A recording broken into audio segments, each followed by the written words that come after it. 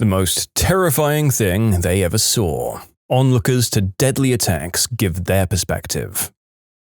I saw a guy push his passenger, an old man, out of a car. The car was screeching, speeding around a corner, the door flung open, and the driver very clearly pushed the old man out. Not the greatest thing for a 10-year-old to witness. The even weirder thing was that as I stood there in shock while the old man was completely still on the road, a weird guy walked past me, chuckled and said, "It wasn't you, was it?" and then chuckled again. It hasn't affected my life, but I think about it every now and then. I didn't actually witness the thing, but I saw the direct aftermath seconds later. The owner came home drunk to a house that I was at and demanded he speak with one of the occupants in the backyard. A little bit afterwards, their dog was freaking out, demanding it to come inside. I went out back and the dog led me to them. The husband had offed her and then himself. She was gone, but he still had labored breathing as he passed in front of me. It's still one of my most vivid memories 21 years later.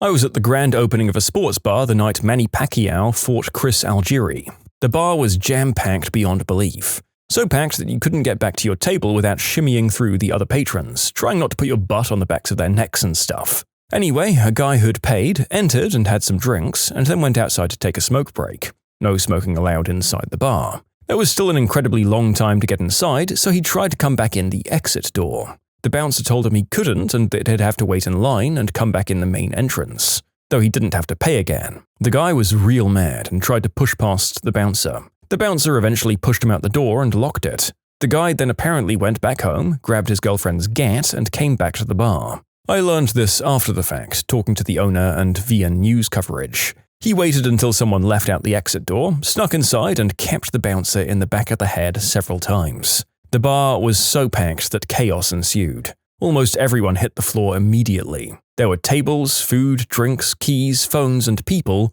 all laying on the floor. Other people ran outside. My buddies and I waited for a few minutes until we knew the coast was clear and then got the heck out of there. At the time, we didn't know all of what had happened. As we exited the bar, we literally had to step over the bouncer to get to the door. I was lucky enough to find my phone and keys amidst the melee. One of my buddies found his keys, but not his phone. He never got it back. Sadly, that sports bar never really recovered from that incident. It closed down for about a month before reopening, but it never achieved the popularity that it should have had due to that incident. I think the most challenging thing for me to get my head around with some of these is how little a push it takes to bring some of these people over the edge. And that if this can happen, maybe the next person who we slightly inconvenience could flip out the same way. It's creepy as all hell. Worked in a pub when I was younger. Walking around cleaning tables and emptying ashtrays, back in the days when you could smoke indoors, there were a couple of guys standing at a high table talking. Another guy comes in and starts shouting with one of the group, getting a bit heated, so I go over to ask them to calm it down and remove all empty glasses and bottles from the area. As I'm talking to them, the lone guy lunges with a knife, misses me, but goes in the chest of the other. He moves into bear hug mode with this guy he'd just shanked and continues to shank him further, 14 times in the back before running out of the building. Spent what seemed like hours putting pressure on the wounds, waiting for an ambulance, but the guy was gone before they got there. The police caught the guy, I gave a statement and spent a few days in court giving evidence and helping get the guy jailed. Not something I ever want to experience again, as it messed me up for quite some time. When my dad first moved to North Hollywood in the 80s, he woke up one morning to some guy getting beaten by 3 guys, one with a baseball bat, across the street from his apartment. Police were called, but the guy ended up dying on the scene, and my dad watched it all from his bedroom window. I don't remember if he ever learned any more details. Welcome to the neighborhood, Dad. When I was 10, my uncle attacked my mum's boyfriend at our house. It wasn't in the house, but he chased him through our house and offed him outside of it in front of the place. It really destroyed a part of our family, as well as the relationship between my mum and grandmother. It was 30 years ago, and I'm the only one alive besides my uncle that was there that night. Kind of therapeutic to talk about. I was working in the off-campus residences at my university. Over Christmas break, when most of the students had gone home, I was still there keeping an eye on the place. I was in my little office that was in one of the apartment blocks when I heard a pop, pop, pop, pop, pop noise. It really sounded like some kids were just letting off small fireworks in the stairwell or something. I looked out of my office window, which was just outside of the bottom of the stairwell, facing south, to see if I could see what was up. As I looked out, 3 or 4 guys came running down the stairs and took off running to the east towards the complex entrance. About 10 seconds later, another guy comes down the stairs and slowly walks off towards the southwest. I went outside to check and see if or what damage had been caused by the fireworks, and went up the stairwell. As I got to the top, there was no firework debris or smoke or anything, but I saw a cell phone lying on the ground and a small, single hole in the wall besides the door of one of the units. At the other end of the corridor, there was another stairwell, and at the bottom of that, there was an old beater car just idling, with the headlights on and a few doors just hanging open. Something was definitely fishy about it. I definitely had the, "What if those were shots I heard?" thought. But there was no gunpowder smell or blood or anything besides that one little hole. To play it safe, I called the cops, who said they were sending someone over. The station is very close to the housing complex, and they were there in less than a minute. I gave them a quick summary of what I saw, and they split up to go in the directions I told them that the people had headed. It was less than 30 seconds later that they found the lone guy that had gone off to the southwest. Turns out he'd been shot multiple times, and had managed to walk across the parking area and turn behind a building before collapsing in the grass. They tried CPR, but when the ambulance arrived, the paramedics pronounced him dead on scene. The other cops who had gone east did find the other guys and arrested them.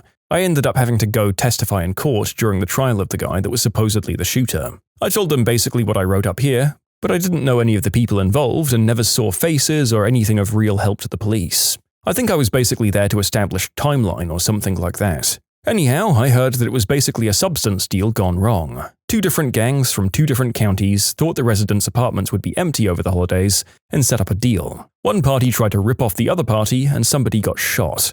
As I understand it, the shooter guy got sent to prison.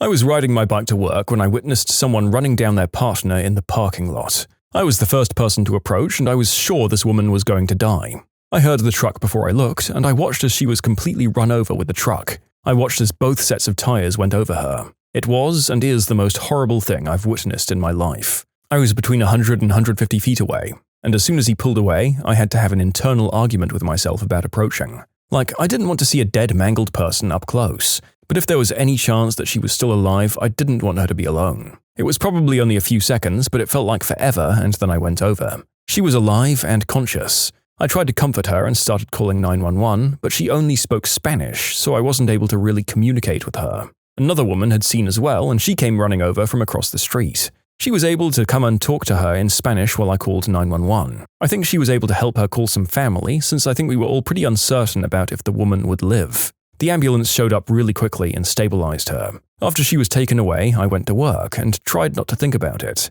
I actually actively avoided learning anything about the story until writing this, because the uncertainty of whether she died or not allowed me to believe she was okay. I didn't want to know if she had died. So I finally looked up whether she made it or not, and this is the first time I've even tried to look up anything about that day. I'm really happy to say she made it, and I hope she's doing well. Seeing someone try to do this changes you. I don't think about it every day, but it definitely haunts me. I'm just thankful that there was one of these that wasn't fatal. I fully understand being scared to go over there. Well done on doing it. Your presence there may have stopped him coming back for another run, and your call to emergency services may have been instrumental in saving her in time. Well done. This was when I was in 2nd or 3rd grade, so late 80s? My friend's mum had picked us up from school in her station wagon, and I was in the very back. There were probably 6 or 7 of us kids in the car, and we were stopped at a traffic light across from a homeless shelter, about to get onto the interstate. This guy was walking down the street with an armful of chewing tobacco and drops a pack. A homeless guy leaning up against a wall picked it up. There was an angry exchange in which the guy refused to give back the tobacco, so the other guy kicked him and repeatedly stomped hard on him on the sidewalk. It really looked deadly. I was walking home one day and I saw a couple arguing. The guy started walking off, away from the girlfriend's car, and apparently she wasn't happy with that. She proceeded to get in the car and wait about 5 minutes until he was way off down the sidewalk. I was walking on the opposite side of the road as him, and all of a sudden I see a blur and he goes flying like a rocket. She must have been going at least 60 miles per hour. He flew through the air and hit a tree, died instantly. The woman then screamed out of the window at his body and drove away. There was red smeared all over the crumpled hood, and I'll never forget the sight of his contorted body at the base of the tree, almost folded in half. I had to talk to the police, and within the hour they caught her at the car wash, trying to clean the viscera off the hood and grille of her car. I was 16 at the time. For those of you concerned, thank you. I actually did have to see a therapist for a few months after. I'm doing very well right now. However, I don't think I'll ever fully get over it. It's one of those things that always sticks with you. You can submit your own stories to be featured here on the channel. The story submission link is in the description below. Don't forget to subscribe to Am I the Genius? A drunk man was pushed down some stairs by the bouncer. Unfortunately, he was unable to catch himself and instead spun around and landed on the pavement with the back of his head, making first contact. He was alive for a little while, but quickly succumbed to his wound and arrested right there on the pavement. He was declared dead 15 minutes later in ED after being transported by the ambulance. There was no CCTV or clear evidence of malicious intent that would hold up in court, and the man was known as a drunk and had no friends or family. It was ruled an accidental death. I had to walk past that spot most days going to work, and I'll never forget his face. The look of mystified horror, followed by the glassy-eyed, slack-jawed expression that came with death. I was the medic that transported the man. I was by his side from start till the declaration. One of the most visceral experiences of my life so far. I live in Syria, and I've been forced to leave my house due to terror attacks on our city. My family and I lived for 2 days under light artillery between rebel soldiers and regime-affiliated troops that lived in the neighborhood. As I looked through the window, I saw a rebel soldier running with a rocket launcher, screaming. There was a hole in the building in front of him, and the 3 men inside had been blown to pieces. He quickly took one in the chest and lay down on the ground dead. Oddly enough, and luckily for me, this incident didn't make any permanent damage on my well-being. I speak of it with the family sometimes to remember how we miraculously managed to survive. I saw my neighbor killed in cold blood on my own driveway. My neighbor was helping his lady friend escape a very problematic relationship. Then her ex hunted her down. I saw my neighbor walking back home with her after they went to get food for his kids. I heard 3 loud pops. I ran outside to find her screaming and him blown out of his shoes and into my driveway. He had a hole in his chest big enough to put my fist in. There was nothing I could do to save him except sit with him and hold his hand while I prayed for him to pass quickly. I'll never forget that night. 48 hours later, I broke the lease on my house and moved in with my boyfriend, who lives in a much safer borough. You were an awesome neighbor and wonderful father, Kane. You're certainly missed. So I live in a country where it's pretty normal for public buses to steal each other's routes and schedules or whatever. When I was 8, I was in one of those buses. I guess my driver was the one acting wrongfully. Along came another bus. This was early in the morning and both buses were full. I was going to school, 2nd grade. The driver of the other bus stops my bus. Both of them get out to yell at each other, and the second driver has a piece, but he's older and more feeble. So my driver grabs the weapon and shoots him once. I saw everything as I was sitting by the window. When the body falls and I see the red stain, the world went quiet for me. The last thing I heard was the soft weapon shot. It was like a .22 caliber, maybe. I got off the bus and walked to my school, 20 to 25 blocks away. I don't remember a single thing about it. When I got to school, I was pale and wouldn't react when spoken to. Eventually I came to and I was able to speak normal and matter-of-factly. I haven't been able to stand the noise of fireworks since then. Fun fact, my now husband was in the other bus and also witnessed everything. I was 16, driving down the highway in the passenger seat of my mum's car. About 3:30 p.m. Traffic came to a complete halt and we were in the right-hand lane. So as we're creeping along, a semi-truck appears on the shoulder of the highway, door swung wide open. As we move past, there's a trail of blood down the doorstep onto the concrete and then leading about 20 feet further down the road. As we crept further, the trail of blood ended with a man lying face up, completely covered in blood. There were no police or ambulances there yet. This was on a highway in the suburbs of a major metropolitan area in the US, so plenty of people saw before the scene was taken hold of by emergency services. Turns out the truck driver had a partner with him. They got into an argument and the passenger shanked the driver like a dozen times and then escaped. The murderer was caught about an hour and a half away, 1 state over, 2 days later. I have to imagine that I was about 5 minutes behind the truck pulling over because the police can be in that spot in about 30 seconds. Being in the passenger seat in the right lane of the highway, I was about 10 feet from the body. Haunting image. Just so happens I was on my way to a therapy appointment, so that overtook whatever else I was planning to discuss that day. Oh, that was definitely a curveball for your therapist and whatever they were planning on getting you to follow as part of your program that day. My goodness. I saw my cousin get taken out. We were back in my hometown. He was sitting in his car in front of my aunt's house and he was shot down. I was on the porch with his siblings. It was random, but he didn't live the most righteous life, so we honestly never knew the motive, and they never found out who did it. I was about 8 or 9 years old and we were in a vacation in the vacation village. While we were doing checkout with my family, my father was at the desk while we were waiting at the lobby couches. An argument broke out between 2 guys who were at the lobby bar. I don't actually know what it was about because it was in another language. One of the guys grabbed a bottle, smashed it, and attacked the other one, hit him in the neck. That guy fell on the floor, and there was blood all over the place. My mother closed my eyes after that and took us out while other people got involved. Years later, I've learned that guy lost his life. In the parking lot of a strip mall in Washington state, a guy walked into a jewelry store and did an armed robbery. Plainclothes security guard waited until the robber exited and shot the robber in the back. I was in a car and I didn't hear the shot, but I did see him fall and some shoppers gathering around his body. We drove by slowly to see if help was needed. When I saw how fast the pool of blood was spreading, I pretty much knew he wouldn't survive. I was going to work one day when a van hit a cyclist. I saw the person flying through the air. They looked like a mannequin.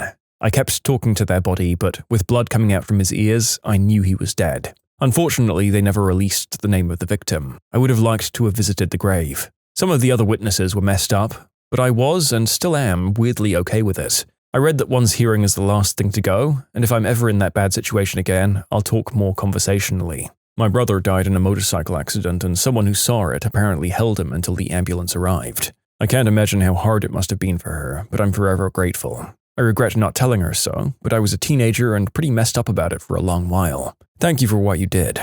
I've sworn to myself to do the same if the situation arises, even though I think it would torture me. I hope I'd be brave enough, but I truly hope to never have the chance to find out. I used to work at a movie theater. I'd changed the sign near the road in the middle of the night. I saw a taxi pull up to the bus stop. It stayed there for quite some time. That's what caught my attention, was how long it was there for. I saw a guy get out and walk away quickly. A week later, I was changing the sign again, and I hear a voice below me asking me to come down. After he showed me his badge, I obliged, and he asked me if I'd seen anything weird the week before. I replied only that a taxi had sat there for a while and a guy had got out. I had to then go look at lots of mugshots. Turns out I was the sole witness to some poor guy's murder without even realizing it. Wish I had a better look at the guy so I could get him some justice. You know, I saw a few in Mexico. The most memorable one was the first one I saw while I lived there. I was cleaning out a house with some buddies of mine. A guy was walking down the block. We heard shots. I looked out of the window and there was that same guy laying out on the sidewalk. A black pickup truck sped by. I think there were 4 guys on the back, all with bandanas covering their faces, all with weapons in their hands. The thing that stuck with me was that they all looked younger than me. I was 22 at the time. According to the paper that was released right after, he was from out of town and likely they mistook him as someone else. He was 17. His blood was left on the street for days. One of my friends said he heard 14 shots, but I only heard 6. I have the whole experience written down as it was so foreign to me. This was in Altamirano. I used to stay awake at night trying to think of what kind of life would lead to these guys to do a drive-by like that. I also wonder about that 17-year-old. I'm sure he had family visiting there. Yeah, this is about the youngest fatality I've been able to include in the list. And believe me, there have been a few that would have been problematic to post on here and that were sure as hell unpleasant to read about. I mean, anyone dying like this is such a waste of life, no matter the case. But people this age or younger being taken away is another level of tragic. I was at a bar. A couple of guys got into an argument. The whole thing subsided, then a few hours later one of them left. As the guy is leaving, the other guy he was arguing with earlier runs outside and punches him in the back of the head, killing him instantly. The only other time I've seen someone die was on the highway. It wasn't murder there. Guy jumped off a bridge I was driving under, had a rope tied off and swung there. Got smashed by a truck before he died though. It caused a really big mess. Hell, maybe the rope broke his neck before getting plowed into. I don't know. I was in an Islamic State terror attack. 78 fatalities, 500 wounded. The screaming is something that will be with me forever. When I was a kid, I witnessed a hit and run. An SUV ran into a pedestrian and sped away. I don't think they ever caught the person. The poor girl they hit flew into the air. The SUV passed underneath her, she landed on the road and she died. It was heartbreaking. She couldn't have been over 25 years old. Granted, it wasn't murder, but I just couldn't believe there was a person there one second and then gone the next. It always made me wonder how people could live with themselves after doing that. Then I'd wonder how many people I knew who'd do the same thing. Eventually, I wondered if I was capable of doing something like that as well. All it's made me realize is hypotheticals are dumb because we really never are who we think we are. I also appreciate every year I get older. Pop, pop, pop. Fireworks? On Halloween? That's weird, but whatever. Pop, pop, pop. Oh, it's someone dead in a car. I should call 911. For me, the surprising thing was just how anticlimactic the experience was. It was just surreal. I don't know if they ever caught the guy, but it was a substance-related murder. The murderer was in the car with him, so it was probably someone the victim trusted. From innocent to eerie. When did your kid make you think you were living in a horror movie? My then 3-year-old had a few gems in his time. He said, "I was so mad at you, I was going to destroy you." Yeah? How so, champ? "I was going to throw you in a volcano." Why didn't ya? "I don't know where a volcano is." "So, we're all good?" "For now, father." And then there was the other one. "Too bad the babysitter died." "No, she didn't, bud. She's just not here today." "Or she's in the freezer," he said while staring at the freezer. "You're pretty creepy sometimes, bud." My kid just smiled. My son tells me stories of scary Uncle Michael in his bedroom at night. He says he's a grey man that looks like his uncle, and he climbs on the walls and calls out to him, and one night, scary Uncle Michael tried to eat him. Yep, nightmare fuel. My mother died a few weeks ago. I went to her house to get some things, and she had a huge collection of stuffed animals that I brought home for the kids. My 5-year-old son and I were awake early about 3 days after her death, and he was playing with the stuffed animals in his room when he came out screaming and crying hysterically. This never happens. He's a very tough boy for 5. Now I was freaked, and I asked him what was wrong, and he was legitimately terrified. I'd never seen him like this before or after. He said that one of the stuffed animals had moved. He said he was playing with the other ones, and the little 2-inch beanie stuffed dog moved, turned its head, and looked at him. He said he threw a doll at it, and its face got real mean. He refused to go back into that room or leave my side until I put the stuffed dog in the trash. Not the inside trash or the outside trash near the house, but the dumpster outside of town. I don't believe in ghosts or anything, but carrying that thing out to the trash gave me goosebumps, and I felt super freaked out.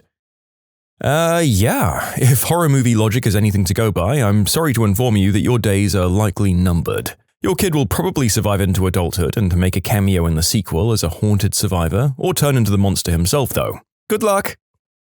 My 3-year-old granddaughter said, "Grandma, I just saw a man with no eyes go upstairs." "Okay, kiddo, Grandma's gonna head the F out. Mummy and Daddy will be home tomorrow and Grandma will never be back. Bye. Bye bye bye bye." It wasn't my kid, but I was working at my job as a liquor store clerk, and a parent came in with their kid. The kid started acting a little silly and asked if he could work here. I asked him if he was 18 and out of high school, and he played along for a little while and eventually confessed that he was merely 5. I told him, "Oh, that's okay, champ. Maybe I'll work with you in 13 years, and he looked me up and down and said, "No, you'll be dead by then." I'm not even 30 yet. What does he know? What does he know? The parent apologized, but it still rattled me just a little bit. My little sister had some creepy moments when we were younger. She often claimed that people were in her bathroom at night talking and watching her. She called them Poe and the Tape Monster. There are a couple of stories regarding them both funny and creepy. One night she woke up scared and went to my parents' room to sleep with them. Before she went back to sleep, she used their bathroom, and when she came out she said, "Why are people in your bathroom, Mommy?" Dad was out of town, and Mum still swears this was the scariest thing any of my siblings ever did. While I was driving my 4-year-old nephew around, he spent a solid few minutes telling me about the dead body he stashed in my trunk. This was a long time ago, and as far as I know, he isn't a serial killer. You've got to admit, right? You checked the trunk. Yep, the second we got to the mall. It's creepy and funny. My youngest once said to me, "I could make 3 baby hands out of your hand meat." My kid keeps talking about the babies on the walls of his bedroom. It's very off-putting. When our little one was 3, she had 2 imaginary friends who lived in the wall. Talk about a creepy thing for a kid to say. We moved and she's grown older. No talk of that kind of stuff anymore. "When I was your age," and then he tells this random story, and then he'll say, "My other mommy before you," and tells another random story. Is our kid reincarnated? My mum loves telling me this story about the time I discovered hypnotism. When I was 4, I found out about it. I don't remember how, but apparently I became fascinated by the idea of having mind control abilities. One day, my mum says my grandpa loaded me into the car after one of our normal grocery store outings, only for him to return an hour later furious. After he calmed down, he told my mum that I refused to stop staring him down in the rearview mirror with a very serious look on my face. He had asked me to stop on several occasions, but said I never really replied. I just kept staring menacingly. Then he said, all of a sudden, I looked into his eyes and said, "Papa, I'm gonna hypnotize you. I'm gonna put my toe in your mouth." My mum said she thought it was funny at the time, but she couldn't laugh because my grandfather was seriously so enraged. I ended up having my grandfather for 16 more years, and he was my best friend. I definitely thought it was more funny than creepy, but when my kid was 2, he was scribbling on a piece of paper and quietly sang, "Scrape, scrape, scrape your eyes today." This reminds me of my daughter. She sometimes sings, "The people on the bus go crunch, crunch, crunch," while she laughs. My 4-year-old kid was on the carpet playing with his cars. "I can't wait to get a new house when this house explodes." I was half listening. Sure, that sounds… Wait, what? "Yeah, when our house explodes, be ready and we'll just run out real fast." And then he turned back to playing with cars like nothing had been said. Thankfully, that was 5 years ago and my house has not exploded. Yet. Just after my little brother was born, my 3-year-old sister and I were talking about what not to do around the baby. Things like not leaving small toys out or throwing balls around him. After a few minutes, my sister chimed in and said, "You don't cut off lips with a sharp knife." My ex-father-in-law died a couple of years before my daughter was born, so she never met her grandpa. He was known as a pretty funny guy, always quick with a one-liner. As strange as it sounds, there were no pictures of him around until my daughter was about 4 years old, and my ex-mother-in-law set one next to the urn where his ashes were kept. The first time my daughter saw the picture, she pointed to it and said, "That's Grandpa. I like when he looks in my window and makes me laugh. I don't like his friends, though." She had never mentioned this. When I tried to ask her about it, she seemed nonchalant. She's older now and says she doesn't remember, but I'll never forget it. It was a Saturday morning a few years ago, and my wife and I were still in bed, and she was trying to convince me to make pancakes for breakfast. My oldest son, about 6 at the time, came into the room and agreed with her. He then said, "You should make some for Tyler, too." Now, he'd never had imaginary friends, and we didn't have anybody in the house or family named Tyler, so I was curious and asked who Tyler was. "Tyler's the man sleeping in my bed." So, turns out a local teenager had gotten real drunk the night before, jumped into the local public swimming pool, got separated from his friends and wandered into my house, thinking it was his friend's place. It was very suburban and all the houses were very similar. He passed out on my son's bed in his wet, chlorinated clothes. My son thought this was fine and went downstairs to watch TV in the living room until he fell asleep on the couch, which was apparently the height of awesome for a 6-year-old. We called the cops. He was incredibly embarrassed, apologetic, and still quite drunk, and they came and took him home. Oh God! That is a horrifying wake-up call to your home security, isn't it? I never locked my door in my apartment block until one day I woke up to a drunk asleep on my couch. I don't know how they got in through the locked door to the block, though. I'll never know. Check and double-check the locks every night now. Your son seems super chill. My kid asked me, "How come you're not waking up tomorrow?" "Do you feel like burning?" asked my little girl neighbor. My son was about 3 at the time, kept refusing to go downstairs as that's where the Angel Man was, and Angel Man apparently wanted to hurt the family. We actually had a 6-foot-tall concrete angel in our basement for years. It was a family heirloom. It was painted, but the paint was all faded and peeling. I don't think a horror movie prop designer could have made something creepier if he tried. And our basement was an unfinished brick and rough concrete floor basement in a 104-year-old farmhouse. It leaked and was damp all the time. A little girl in my son's kindergarten class told me she lives across the street from a cemetery. I asked her if it was spooky to live that close to a graveyard, and she said very matter-of-factly, "Not during the day, but at night they all walk up to our windows and scream." I grew up across the street from a cemetery. My little sister told us when she was in kindergarten or 1st grade that she couldn't bathe by herself because the ghost comes and makes the water icy cold when nobody else was around. A year ago, my daughter was having night terrors. She was 4 at the time. She'd wake up screaming every night at around 3 a.m. My wife and I would go stay with her until she fell back asleep. We assumed she was just having nightmares, but one morning she told me that she was afraid because there was a man in her closet that doesn't have a head who keeps waking her up. I have this awesome video of my son Billy. He was maybe 2 or 3 at the time. He was taking a quarter and trying to put it in the slot just above the door handle of the closed closet. He kept repeating, "Billy, pay the lady. I pay her." When I asked what he was doing, he responded, "I have to pay the lady in the closet. I asked him why there was a lady in the closet, and he said, "She lives there. I pay her."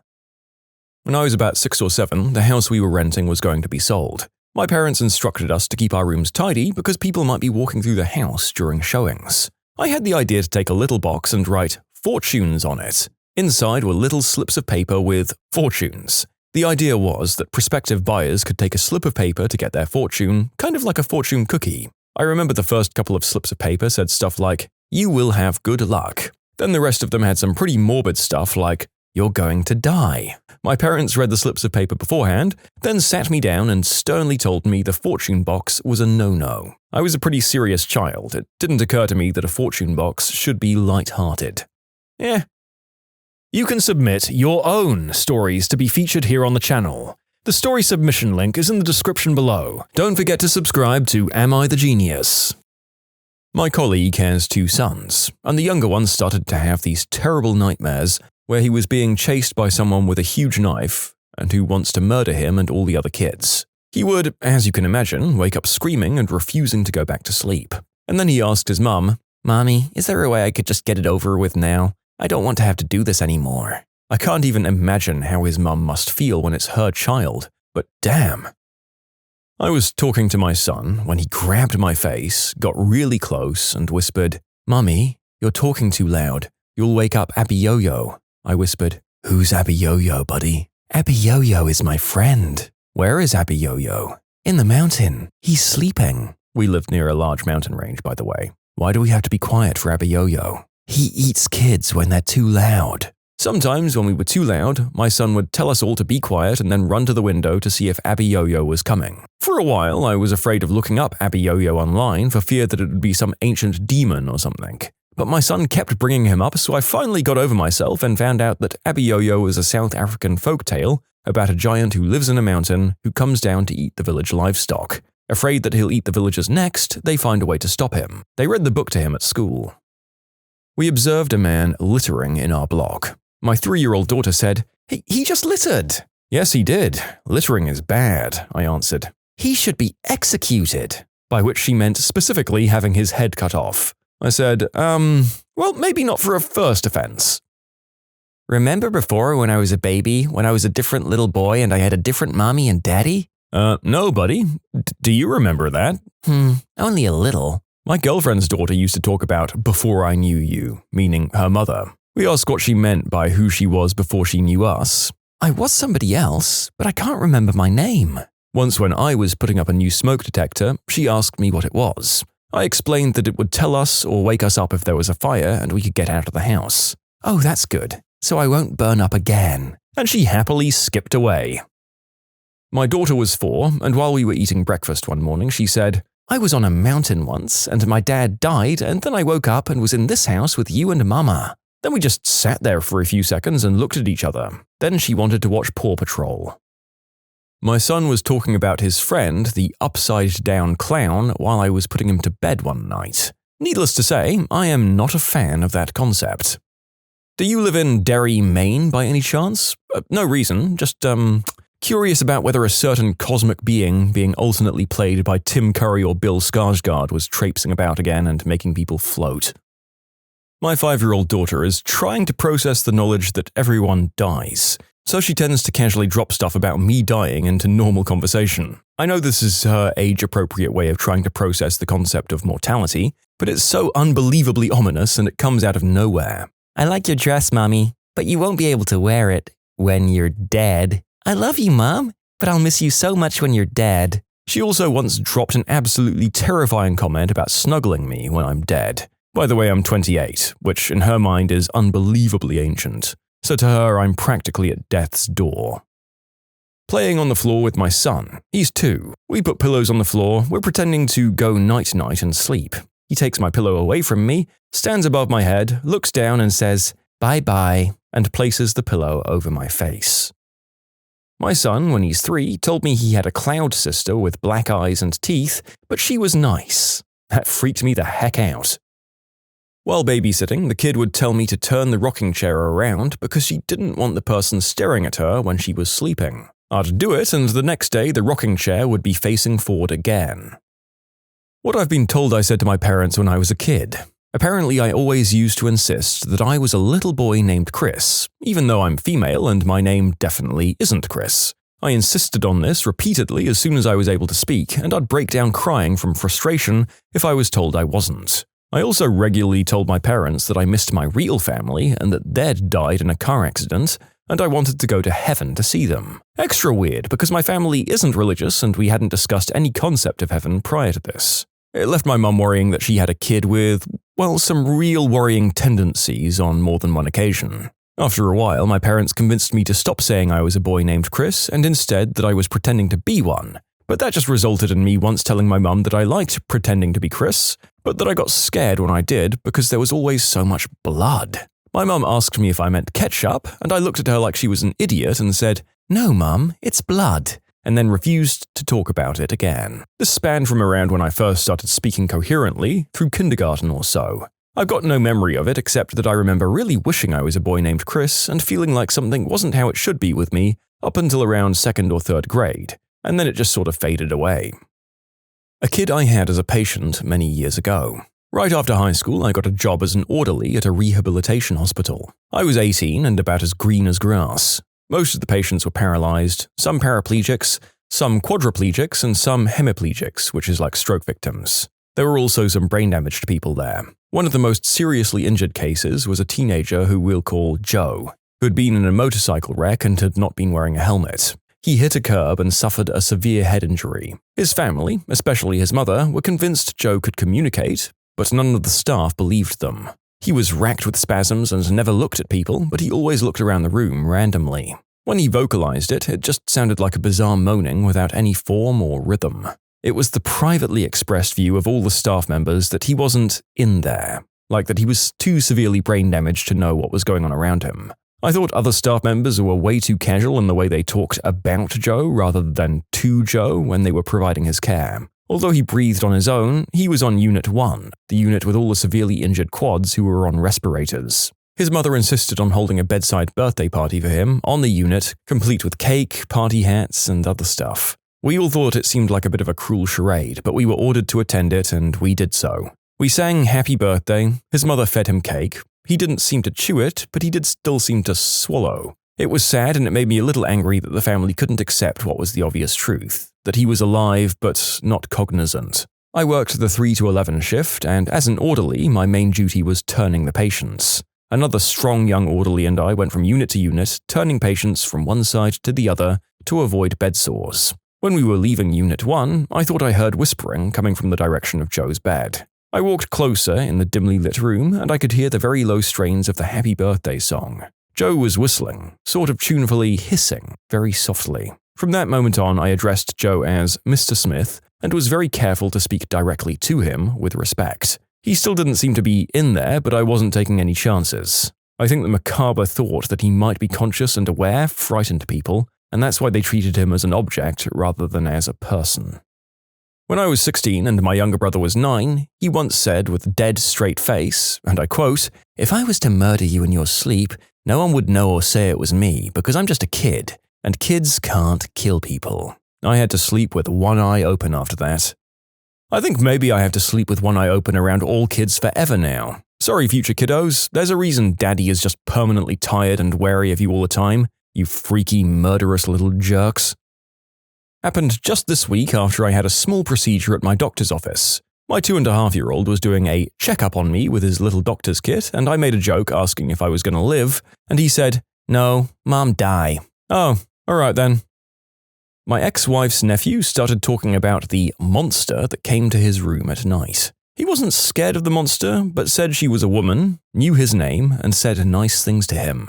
A couple of years after he started talking about her, he found an old picture album he'd never seen and was flipping through it on the floor. He flipped a page and jumped up, pointing at the album. "That's her. She's the monster." It was a picture of his Romanian great-grandmother who had died 30 years before he was born. I, as a 5-year-old child, told my parents I didn't sleep in my bed because of the old lady. Nearly every morning they'd find me asleep in my closet. They didn't think too much of it until other people would come stay with us and mention they saw an old lady standing over them when they woke up in the middle of the night. This happened to a good 3 visitors in that same room and bed, and all of them refused to step foot in that room again. My 5-year-old was speculating that the tooth fairy probably takes the teeth to put in her own mouth so that she has millions of teeth in there. Yikes. My eldest son, who was maybe 2.5 at the time, spent an entire morning saying in a sing-song voice, it's coming, ba-dump-dump-dump. I'll say it was funny for minutes 1 through 3, and then irritating minutes for 4 through 15. Ignoring him until minute 30, and then it just got creepier and creepier. I was playing Got Your Nose with my 2-year-old daughter, and the power went out. The whole house was pitch black. The kid then says to me, Uncle Alan, did you take my eyes? Travel nightmares. The destinations people avoided for the rest of their lives. Manila. I loved the other places I went to in the Philippines, but Manila was awful. The air quality, the traffic, the garbage, and the weird proliferation of air-conditioned shopping malls. Most of all, the child poverty was heart-wrenching. A good wake-up call for a privileged Westerner, but not one I want again. You know why they charge you $20 to leave at the Manila airport? Because they don't know you'd pay $50. Pueblo, Colorado. It's perpetually a Tuesday in 1988 there. Every day. My best friend lives there and says it's probably one of the most boring places he's ever lived. He's from Oklahoma like I am, so that's saying something.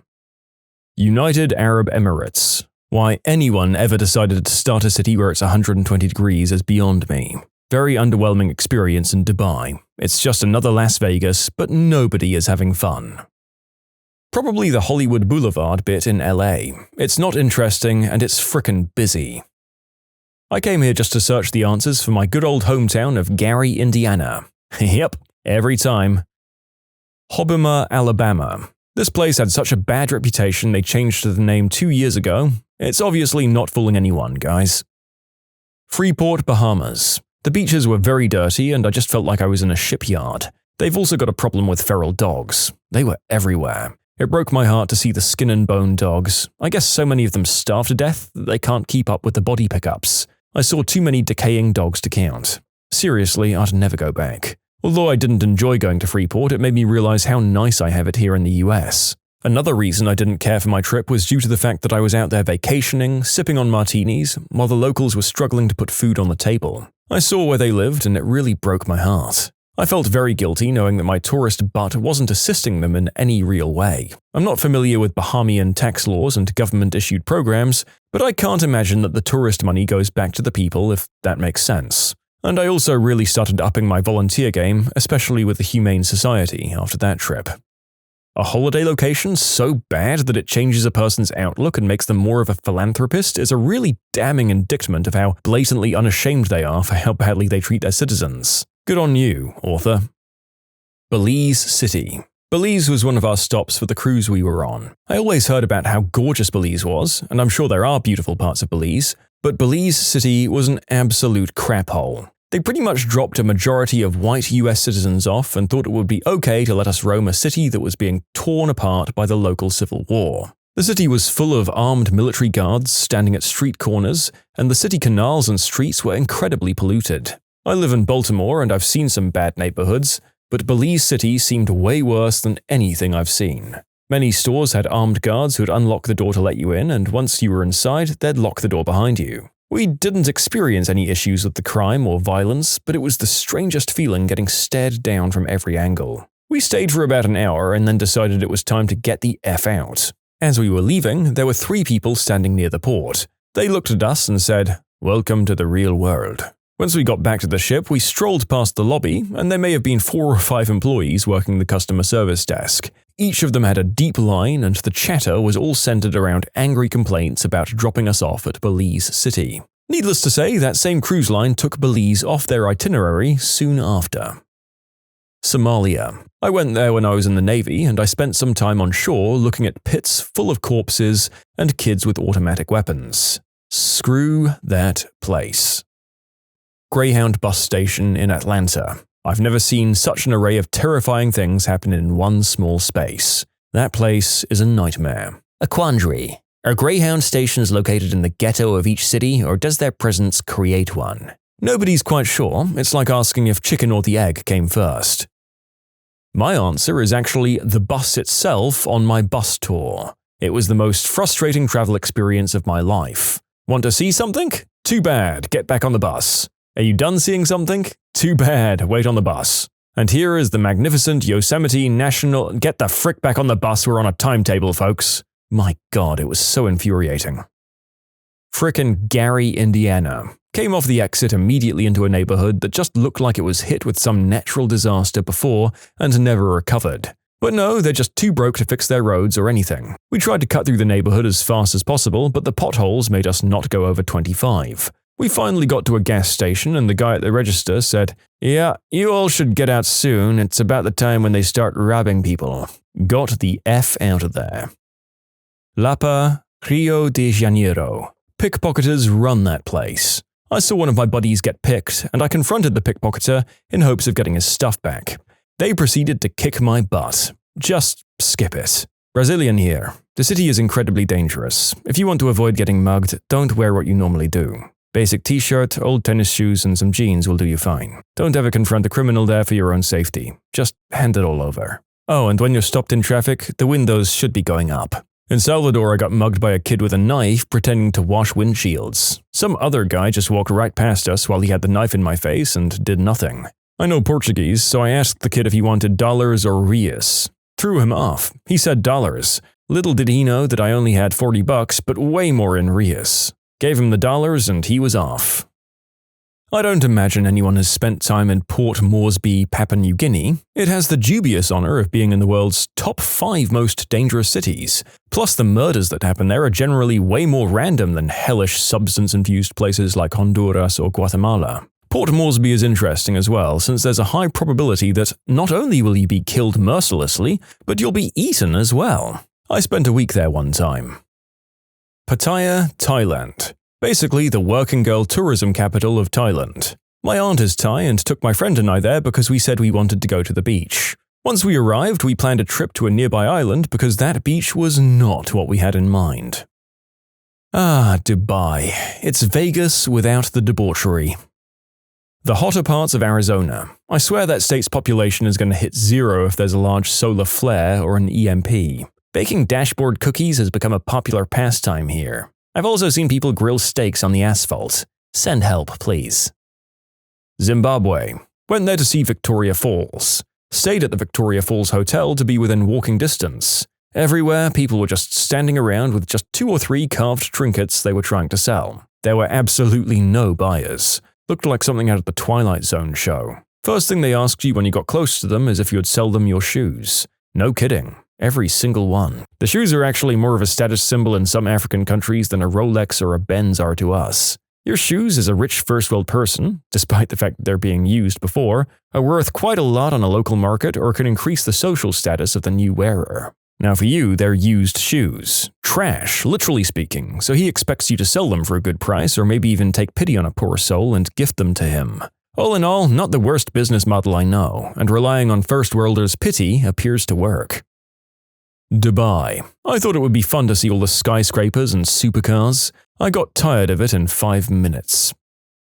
East St. Louis. I was meeting a colleague for dinner at a Mexican restaurant in a not terrible part of East St. Louis. Unfortunately, Apple Maps took me into a desolate neighborhood with gigantic potholes in the streets and empty parking lots, interspersed with abandoned houses on either side. Thankfully, it was a 90-degree Fahrenheit July afternoon and nobody was out and about. I stopped in the middle of one street, looked around, saw nobody, and entered the same address into Google Maps. This time, it actually took me to the restaurant. You almost got effed up.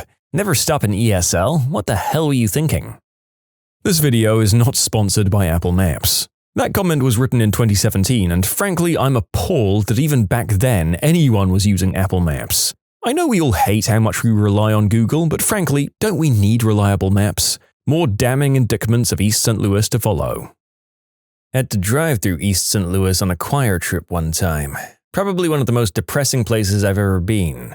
Boarded up, abandoned buildings everywhere, confused-looking people walking around, and the kicker was that almost every yard had these signs with, "We must stop killing each other" on the front and "We must start loving each other" on the back. A very sad place.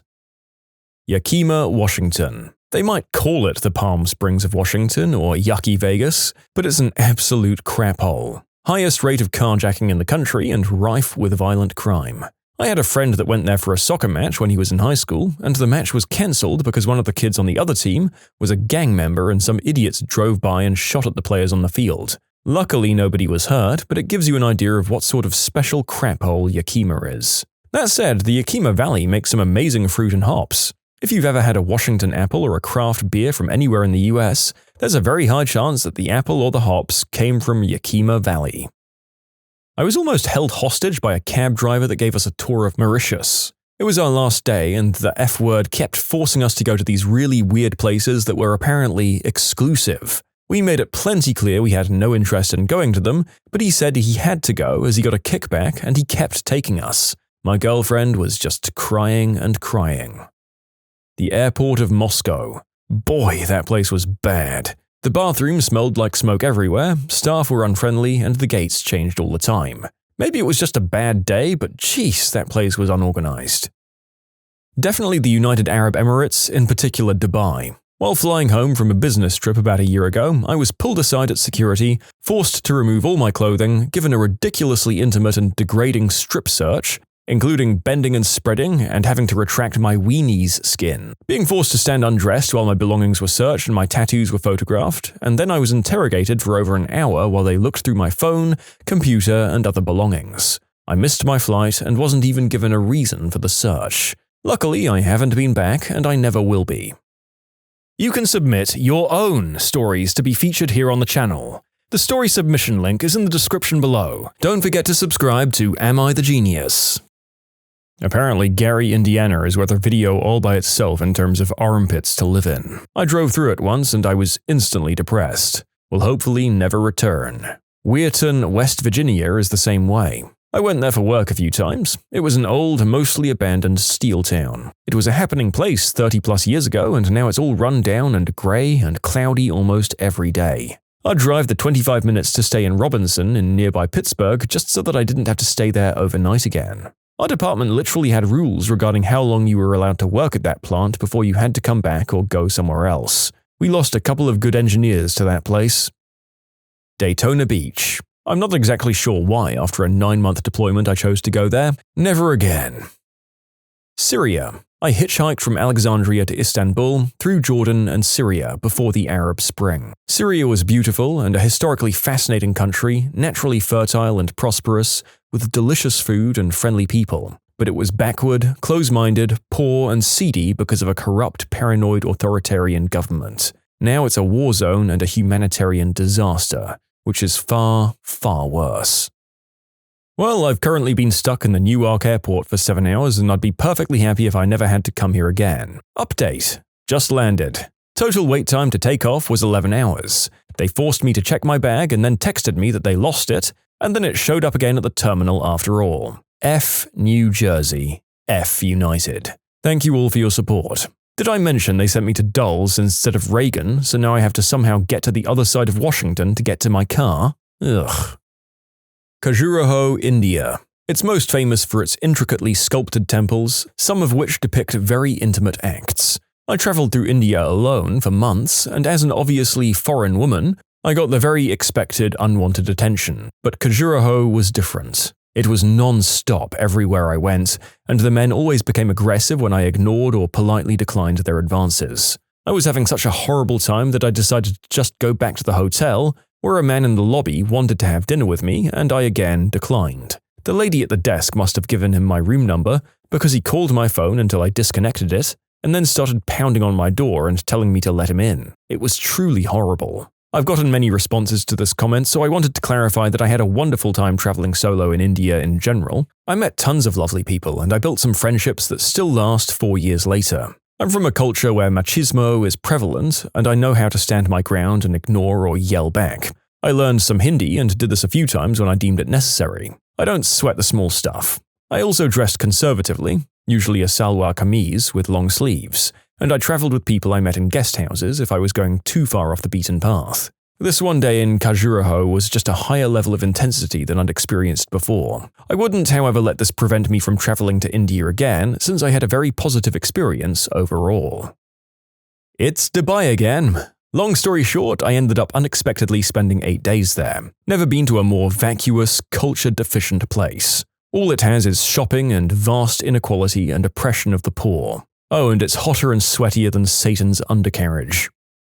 You know, unless I'm there to chase tornadoes, I never have another reason to ever go to Kansas again. It's just a paved cornfield and I had to drive the entire width of it. At least Iowa had wind turbines to look at. I'm from Kansas and you're correct. Flat and corn. Occasionally it'll be 45 degrees one day and 98 the next. Meteorologist's wet dream. Nightmare for the rest of us, though. There's one toilet in Cusco, Peru, that I totally defiled during a particularly nasty bout of food poisoning. Every time I started to clean up, the cramps returned and I had to put my bum back on the seat sharpish. It was like a hellish fusion of Sisyphus and the Augean stables, with added burning and shame. The horror. You know, I don't think we were meant to list such small, specific locales that we were personally responsible for the creation of, but you did make me laugh, so thank you for that. Marrakesh. This is a doozy, so get comfortable. I'd been twice with male friends, but the third time we went with a mixed crowd. We stayed together as a group through all of the holiday until the final day when the girls went out shopping in the markets on their own. We found them an hour later crying and shaking. One of the market sellers had been really aggressive with them, pulling them into his shop and physically holding them there until they bought something. Then he penned one girl against the wall, trying to get a kiss. He insisted it was part of his Berber tradition to try and kiss her, but eventually just settled to kiss her on the cheek while she was repulsed. And it gets worse. We reported this to the tourist police and they went absolutely nuts. They made us wait in the station while they found the market seller and dragged him out in front of us. The guy was crying buckets and collapsed on the floor in front of us. He begged us to forgive him, but the police stood behind us, grabbed our arms and said, "This is a very bad man. We need you to tell us you want to prosecute him. Don't waste our time." We were really intimidated by this, particularly as we don't speak French or Arabic, and the police were gripping onto us. We were genuinely scared they'd hold our passports and stop us going home. So then the police tell us this man is going to prison for 7 years for the crime, but we need to give a written statement. So we tell the full story to a man in an office and he writes it out in Arabic. We can't read this, but he tells us his translation, and it's completely wrong. According to the report, it was a serious attempted unspeakable act, and he pinned the girl down on the floor. We go back and forth trying to fix the statement for hours, but settling on the best we can do. They keep saying, the details aren't important. But those details were things like he forced me on the floor and put his hands all over my body, which didn't happen. They also took our passport details down. But wait, there's more. We now need to go to the main police station to report the crime, so they bundle us into a taxi, 6 people on the back seat, and we go to the main police station. It's an absolute crap hole. It looks like a massive derelict factory that was converted into a smack house. We get led to a room where the market seller is stood in a lineup with other men. He's still crying his eyes out and can barely stand, so the lineup is pretty pointless. There isn't any glass separating us. He's literally stood in front of us in the same room, which is really depressing for the girl that reported this. He's begging us to make this stop, but we're too scared to say something to the police. We have no idea where we are. The building is huge, trashed and empty, with like 5 policemen. The toilets were flooded and we didn't know where we were. Way out from the city center, and it was getting late. We eventually tell the police we were flying home tomorrow and they got real annoyed with us. They said we need to be at the courts tomorrow to stand in front of this man and accuse him of a crime in front of a public audience. But we can't because we'll be on a flight at that time. It now looks like things will work out. They say the man can't be prosecuted without the victim coming forward, which is a relief to us as we no longer want this. Remember, we're stuck in a strict foreign country, not speaking the language, and we're being pushed around by the police, whom are notoriously heavy-handed. They seem fed up at that point and drive us back to our hostel in a riot van. We fly home and we think it's all over. But wait, there's more. A month later, the doorbell rings. There's a Moroccan man stood there. He tells us Hassan is still in prison and he needs our help. The man has traveled miles across the country, he's here on a work visa, to ask us for help. Apparently, the market seller's lawyer gave the family our home address from the passport details so they could take us back to Marrakesh and tell the courts Hassan was innocent. We don't know if this is a scam or if the man is armed or anything, so we tell him to write us a letter and we'll respond only to that. A month passes and nothing more. Then the doorbell rings again and this time there's a French woman stood there. She tells us she's flown over from southern France as a friend of the family to beg us for help. Apparently she used to live in our city and she's staying with friends nearby. We arranged to meet in a cafe the next day. Turns out this is all true, really a very elaborate con. She shows us newspaper articles, the police report, and websites. We see a clipping from a whole page of the Marrakesh Times, which describes the event as an unspeakable act attempt. The lady tells us that the other market sellers paid the police to put Hassan away because he was taking their business. We don't know if this is true. We refuse to go back to Marrakesh and go in front of the courts because we still don't know for certain if this is a con or what might happen to us. We wrote a statement and got it signed by a local policeman as a witness. In our statement, we say he did grab at the girl, but nothing else happened, and that the man is innocent of what he's being accused of. The French woman says that she knows Hassan and he would never grab at a woman, but obviously that isn't true. So the French woman leaves with our note and says she'll stay in contact to let us know if he gets out okay. She never wrote back to us and we still don't know what happened and how much was true. We certainly won't be going back to Marrakesh and we're left with bad memories. I think you did about as close to the right thing as was possible to do in that awful situation. Impossible to tell if the guy really was the victim of jealous neighbors without going back and potentially finding out that you were being set up by some sort of revenge scheme or law enforcement trap. It's terrifying. I'd be scared that connected people knew where I lived. Qatar. Modern-day slavery is not something I want to support in any way. It's the same as Dubai in the sense of being void of any real culture. I go for work every few months and I never look forward to it. Scunthorpe. Because, well, Scunthorpe. Bali. I've done my time and never again. If I wanted to hang around obnoxiously drunk Aussies, I'd go to Australia. God damn it, you guys. I came here to get insight for my future travels, and all I've learned is not to go to Gary, Indiana, or that bathroom you exploded in Cusco. Pickering, Ontario. I can't even really describe why, but if you've been, you know. Who the frick travels to Pickering? They spilled the tea about me. The juiciest, meanest gossip I've heard about myself. At a family reunion, my mother stated, "Oh, she was so happy when I moved out. It was my house and I was letting her live there for free after her divorce." Well, if another nurse had been taking care of him, he'd be alive right now. I spent the entire night running around trying to stabilize a patient, and my witch of a coworker sat there talking smack with my other witch of a coworker loudly, talking about how incompetent I was the entire time. Neither of them lifted a finger to help. When the patient crashed, both of them just magically disappeared, and it was nurses from the other side of the hallway who had to come to help with the code. They came back after all was said and done, and then I overheard one of them say that. Then they proceeded to tell the unit manager that I was incompetent and crying at the bedside. Thankfully, neither of them work on the unit anymore. I was 7 and basically poor trailer trash, but I asked my friend if I could stay the night. He called his mum to ask, and I overheard her say, "Tell him no, I don't want roaches and lice." Really cut me deep. To this day, I have extreme anxiety about keeping my house clean. I couldn't help it if I was poor, and our roaches didn't pay rent, you witch. Overheard one of my aunts telling my mother that my arms and legs looked disgusting because of my body hair and she should do something about that. I was 11 and really self-conscious about being a hairy girl. When I was in the 7th grade, I lived in a crappy podunk town in East Texas. I was a weird and ugly duckling. In order to fit in, I decided to become a cheerleader, since all of them were popular and well-liked at my school. I made the team and considered all of them my friends, even though they were mean to literally everyone who they didn't consider cool. One day during practice, the bases of my stunt, the people who hold you up, they just dropped me and I fell flat on my rear end, which bruised my tailbone really badly. At our first game, we were on the sidelines and during a break I overheard our team captain laughing about how funny it was when her and the other base dropped me on purpose and that they'd hoped I'd be hurt enough to not be able to participate at the game. As a 13-year-old, it destroyed me, but in order to still seem like I was liked at school, I didn't tell anyone about it.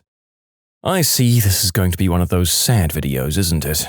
Strap in, folks, I think we're going to be hearing from a lot of people who ended up having to move away to move up in life. Sorry that happened to you and your tailbone.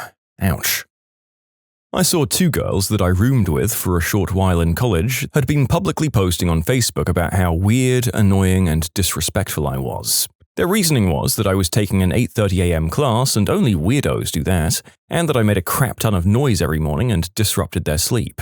It hurt because I tried really hard not to be disruptive. I wouldn't let my alarm go off, because I woke up naturally around that time it was scheduled, and I'd just turn it off before it beeped. This was partially out of anxiety. I changed clothes in the bathroom, tiptoed everywhere, and I wouldn't even eat or zip my backpack in my room because I wanted to be quiet. As far as I knew, neither of them woke up any of those mornings, and they never said anything to me about it. If people aren't willing to privately talk to you before they publicly talk about you, they aren't worth stressing over. I was copied into an email conversation where about 10 messages earlier, one of my employees had described me as an idiot and suggested to the recipients that they didn't get me involved in the situation they were discussing. I'd always thought we got on well, and it really knocked my confidence. Okay, update. Thank you for all your replies and messages. Some of you are really nice. I've got much thicker skin now, but this happened many years ago when I was quite new to management. I eventually talked with the lady who sent the email, and she was extremely embarrassed and apologetic. Then when we talked more about it, it came out that one of her colleagues was spreading crap about me, and she hadn't questioned what was being said. It took months to get rid of the real problem causer. This wasn't in the USA, so it's difficult to fire people where I am. The real confidence crusher was knowing that he was poisoning the well that whole time. Things were much better once he was gone. I didn't overhear this, I just read it in a file about me. My mother passed away suddenly, and I received a file from my father that she was meaning to give to me. It was a psychological profile along with tests, personality tests, and other stuff. This wasn't a surprise to me since I'm autistic and I've been in therapy as a child. There was a part, however, about my family and their trouble with living with me. Especially my brothers and my dad were having problems coping, and learning how my existence pained them was difficult. My parents basically got divorced because of me. My brothers were embarrassed by me, and now I'm doing better than expected. I was never supposed to be living on my own. There was talk about assisted living or even an institution. But somehow I managed to leave home as soon as I got to 18. I got married, had kids, and even though I struggle a lot, I get by. I even have a good relationship with all my brothers, even though they still have trouble treating me as an adult. It's like always thinking everybody knows you're retarded except for you, and then finding out that it's true. My stepmom saying I was useless, heartless, making her miserable, leeching and stuff. All of this because I couldn't buy my dad a birthday gift and instead painted something for him. I was like 16 at the time and I had no money. I couldn't get my bio mom to buy something for her ex-husband, and the stepmom never wanted to get to know me. Actually pretty sad, as art was still a big deal to me at that age, and it's changed how I've seen her as a person. At my first internship, I overheard one of my supervisors ask the others if I was genuinely mentally handicapped. That hurt. Yes, she 100% meant what she said, but not in a compassionate way. She not only insulted me, but insulted the undergrad program I came from for sending her someone so, quote, incompetent. Nothing I did or didn't do justified her behavior. For example, she'd ask my opinion and then laugh in my face when I gave it. Or tell me a meeting was in one room when it was in another, and then snap at me for not being in the right place. That was 10 years ago. Now I have a few degrees and I'm happily employed in the same field at a company that actually values me. I phoned my friend and asked if he wanted to hang out. I was maybe 10. He said he had to ask his mum. I heard him say, "John wants to do something, but I don't want to see him." I guess he either thought he muted the phone or did a crappy job at muffling it or something. Then he came back to the phone. Sorry, Mum said I can't." He was a terrible friend over the years. I overheard, "He acts like people actually like him. Someone needs to tell him we only hang out because he'll do almost anything you tell him to. He's a sad little puppet." This came from a girl I had a thing for. Granted, anytime someone said something, they started things with like, "I wonder what would happen if," and $20 says you wouldn't or couldn't do, insert whatever stupid idea it was. I'd jump on it and do it, or at least attempt it. I'm probably blocking out my worst ones.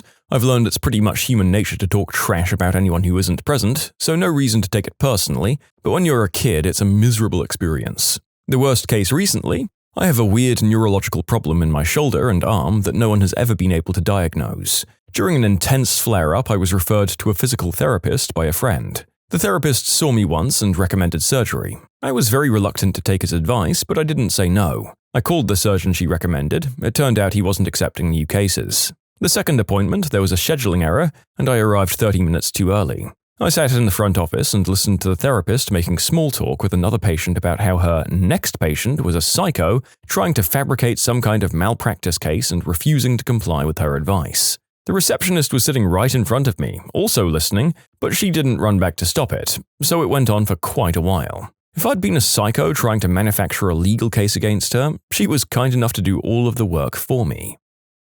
In the 8th grade, I had the highest GPA in my class, so I got to recite the Pledge of Allegiance at graduation. At our rehearsal, as I was walking up to the mic, I overheard a classmate whisper to his friend, out of the whole grade they had to pick the kid with the most annoying voice. It's a decade later and I still shrink into insecurity when I remember it. You know, the narrator often peruses the comment sections of these videos, trying to work out what he's doing that's working and what isn't. However, after running into the occasional comment that said something like, "God, he has an annoying voice," or "He sounds like a cancerous butt tumor learned to speak," immediately prior to recording a video and hurting my ego a bit, I've moved my comment research sessions to after I record. So basically I'm saying I feel your pain. Ha! Just 5 minutes ago. My coworker told me my other coworker told her she'd quit immediately if I got hired into the position they're currently at. Up until this point, I thought this girl and I were best friends. I even shared my Netflix password with her. That witch. I overheard my mom telling my aunt she hated me as a person. I was 13. My mom's hated me for years, and she has said it a lot.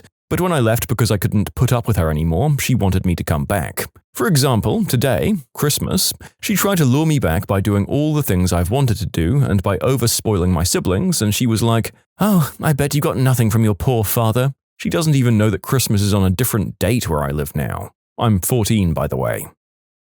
I overheard someone saying they didn't want to work with me. I don't know why, considering I barely know them. It definitely hurt, though.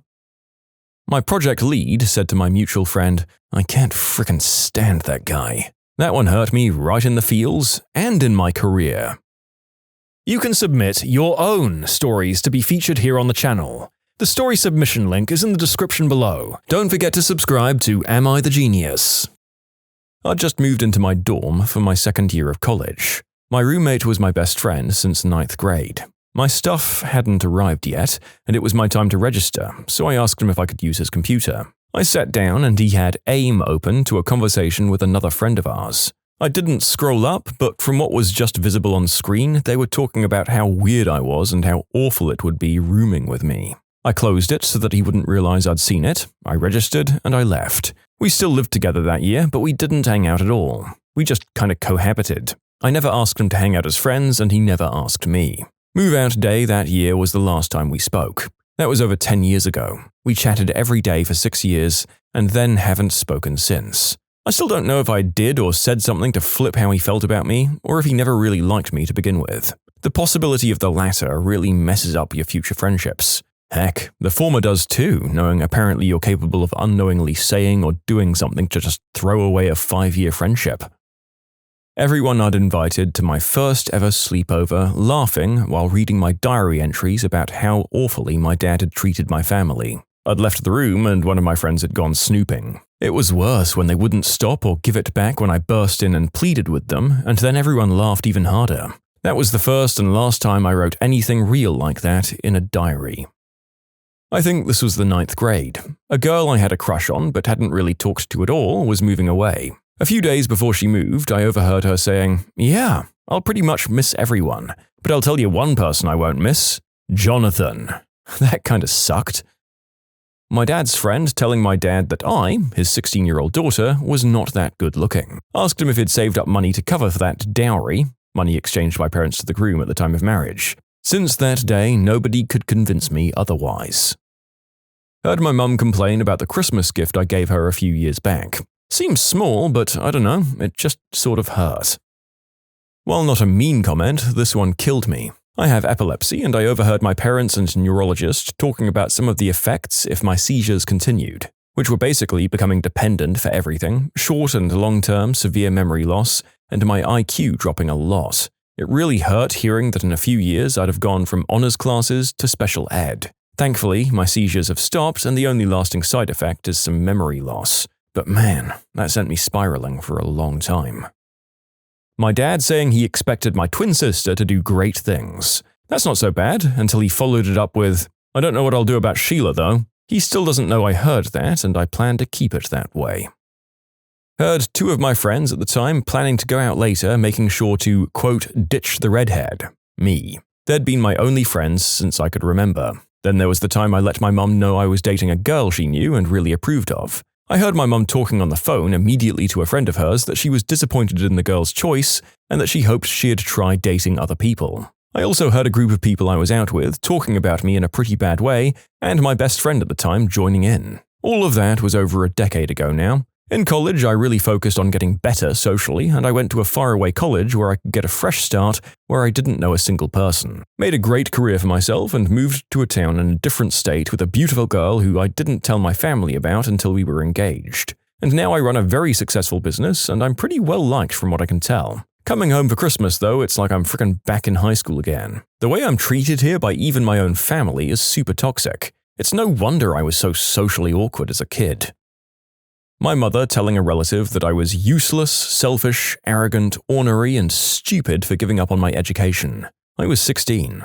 I just transferred from a private college prep school 7 miles away so I could go to public school 1 mile away. For both, I walked and took public buses. I was my mum's caregiver, housekeeper, bill payer, shopper, gardener, handyman, security service, and courier service 24/7. I had no social life. And I worked part-time. I'd been doing this alone for 3 years, though I was the youngest of 7 siblings. I was floored. I felt like I'd been sucker-punched. I stood there in my apron and rubber gloves, holding a laundry basket, and bawled my eyes out. It wasn't as much the content, which was bad, but the context. She was lying and doing it to ensure that I looked bad enough to everyone that if I reached out for help, none would be forthcoming. I learned a hard life lesson that day.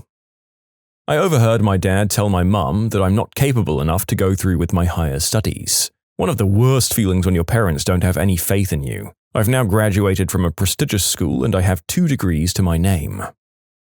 This is quite a collection of stories. I've never wanted to punch so many people I don't even know right in the frickin' face. Hey frickin' men. Good lord, I think there's a very good reason that a number of these people are gone from or now only tangentially involved in the authors' lives. I've always said that if you have people constantly betraying you, you should at least take a quick look inwards. But now I think about it, on the flip side of that, if everything seems good and then you find out one specific person or group is just talking pure poison behind your back, there's a lot less room for doubt that you might be in the wrong. These people suck. I was sick, septic, dying in the ER at my local hospital. I had tubes coming in and out of me. I had IV antibiotics. I didn't know if I was going to make it through the night. My family was at my house, and my niece, who was with me, called the house and put them on speaker. I heard my mother telling them how she didn't care about me, never had. She was only there to make sure my nephew was okay, that I got dirty diseases from being gay and sleeping with everyone in town. No, it wasn't a transmitted disease. No, I didn't get it from sleeping around, and I haven't bothered with her since. Not overheard, but accidentally saw messages popping up on my mother-in-law's iPad as she was texting her friend from another room about how I used to be attractive, but that now I was fat, and that her son was basically a saint for still being with me. It broke my heart. I went to school with a black eye and busted nose from my dear old dad. Child Services was called to do a home check on me. My dad and mum told the worker I'd done it to myself, and I was ill and that I'd written in my diary that I wanted to hurt my family. I didn't even have a diary, and of all the people I was close to, my little brother was number 1. It got me a blacker eye and an involuntary stay in a locked ward. I bailed ASAP. My father said he was too busy to come to see us on Christmas. I told him my 2-year-old had picked out presents for him. I was also going to announce my second pregnancy. I was at my brother's house when my father called to offer my brother a ride to the airport Christmas morning. The airport is less than 5 minutes from our house. My best friend's story, not mine, but I figured it's worth sharing. We'll call her Kerry. She was born super prematurely, but she ended up completely fine. Like you'd never know unless you saw the pictures of when she was born. Anyways, when she was around 8, she was at the top of the stairs, head peeking through the banister, secretly listening to her parents argue downstairs about how her dad was too hard on her brother for his grades. Her mum says, "Well, why aren't you that hard on Kerry? She doesn't get straight A's either." And her dad responds, "Kerry was born prematurely. She's probably an idiot." Honestly, Drew is like a 2 out of 10. Oof, thanks for that. Hey, on the bright side, they could have said 1 out of 10. On the dark side, they actively compared him to all the ugly people, ranked them, and honestly gave him the second lowest score. Wouldn't you prefer to just come first? When I was in middle school art class, something funny happened and I let out a loud laugh. I then overheard one of my childhood best friends whisper to another person, "God, I hate Tucker's laugh." I immediately looked at him and said, "What?" And he just looked down at the table like he didn't hear me. This actually made me change my laugh. It's completely different now from what it used to be. I went to school for a year for baking and pastry arts. There was a program-wide competition, and I was one of the only people in our section that wanted to compete. During an exam, I was waiting for some sugar to boil, so I was standing by the front room at the burner, and the other chef in charge of the competition comes in to talk to our chef. They were whispering to each other for a few seconds, and then I clearly hear our chef say, "Well, it's not that she's bad." He shoulder checks and sees that I'm staring right at him, and they awkwardly step out of the room. Looking back at it now, they were probably just surprised that I wanted to compete, since I'm definitely not the most outgoing person in the universe, but at the time I was devastated. Given all the really heavy stuff going on in some of your stories, I'm actually really lucky, and I'm aware that this is a very silly incident. Went out to a bar with some friends for a birthday party for my ex-girlfriend. She really messed me up when she left me, like real bad, but I was trying to be nice since she went to the trouble of inviting me, so I figured I'd go out and be there for a drink or two. So a mutual friend who had been broken up with a few days before was there as well. And so as I made the rounds, I talked to her and tried to do whatever I could to let her know it would be okay. I'm no therapist, but I did my best, you know? I knew what a bad breakup was like, as I was also going through one, so I tried to help. Anyways, after I left the table, I overheard her talking to my ex at the bar about me trying to give her advice, and she said, "Well, nobody's ever loved him, so what does he know of any of this?" And they started laughing. I don't think they know I heard, but I grabbed my coat immediately and took a long walk home. I don't need people like that in my life. I haven't willingly seen either of them since. My fiance's mother trying to convince her to break up with me because I was, quote, a lazy slob, as I was still recovering from injuries I sustained in Afghanistan that limited how active I could be. My recovery went well and I'm much better now, both physically and mentally, and while her mother is still pretty cold in general, it doesn't bother me any. Pawn shop fails. The wildest get-rich-quick schemes we've seen. I'm a pawnbroker. Somebody bought in their dead grandmother's gold tooth, plucked from her ashes, with the tooth still in it. We told her that the tooth had to be separated from the gold for us to weigh it. They desecrated their loved one's remains for less than $2.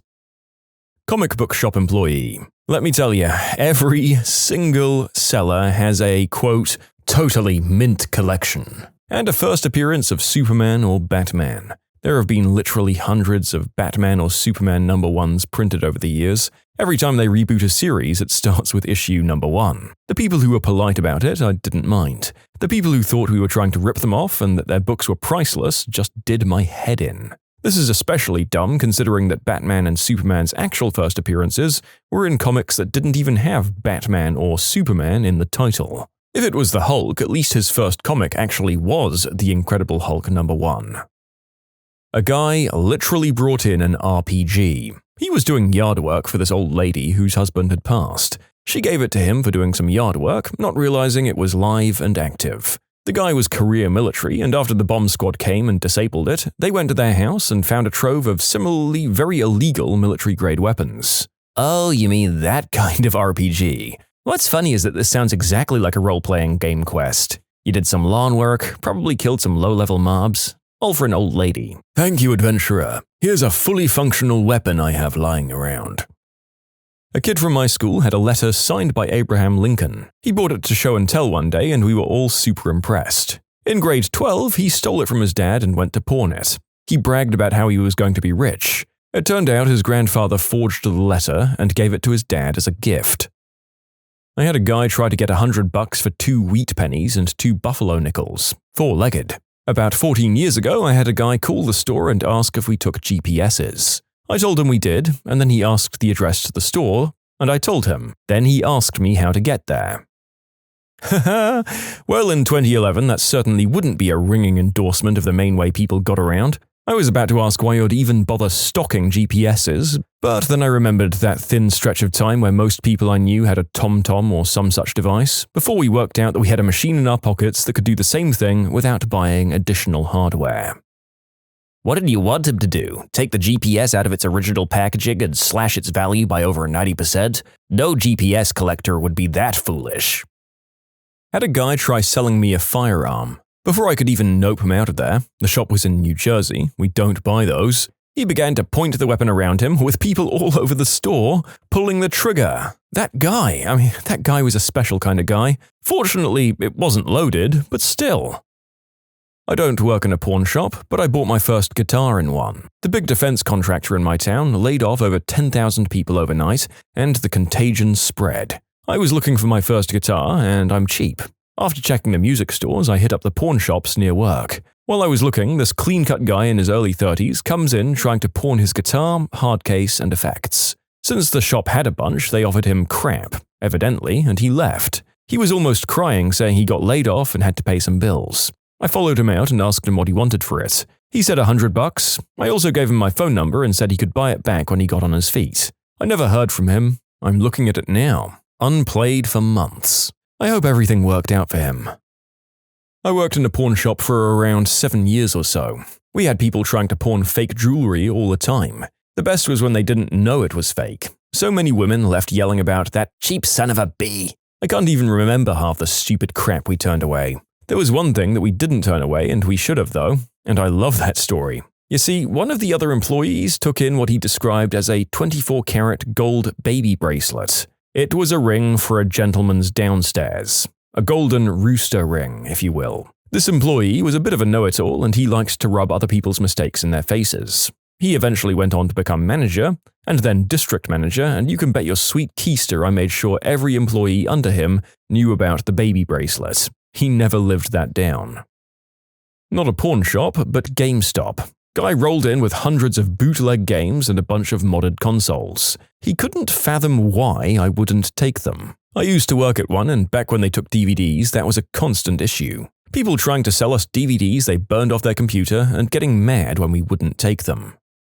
A penny that was dated 2009. You gotta offer them $5 on store credit and sell them something for $25 that they wouldn't have bought anyways, and then you still made $10. We had a smackhead try to sell us a quarter. He wanted $60 for it, with 2001 on it. His logic was because of September 11th, it made the quarter a whole lot more valuable.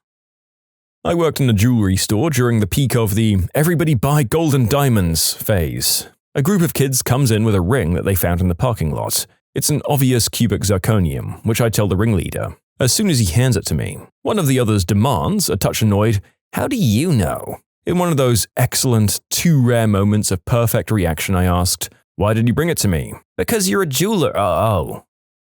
Now it's my time to shine. I'm a store manager at one of the busiest pawn shops in Northern California. And because of that, I have the high volume of customers that most don't. So that means a lot of stories. One guy bought in a stone painted green, claiming it was ancient gold, and that after aeons it had developed a patina. I tried to explain to him that all gold is ancient gold made in something as intense as a dead star colliding, but he insisted it was gold.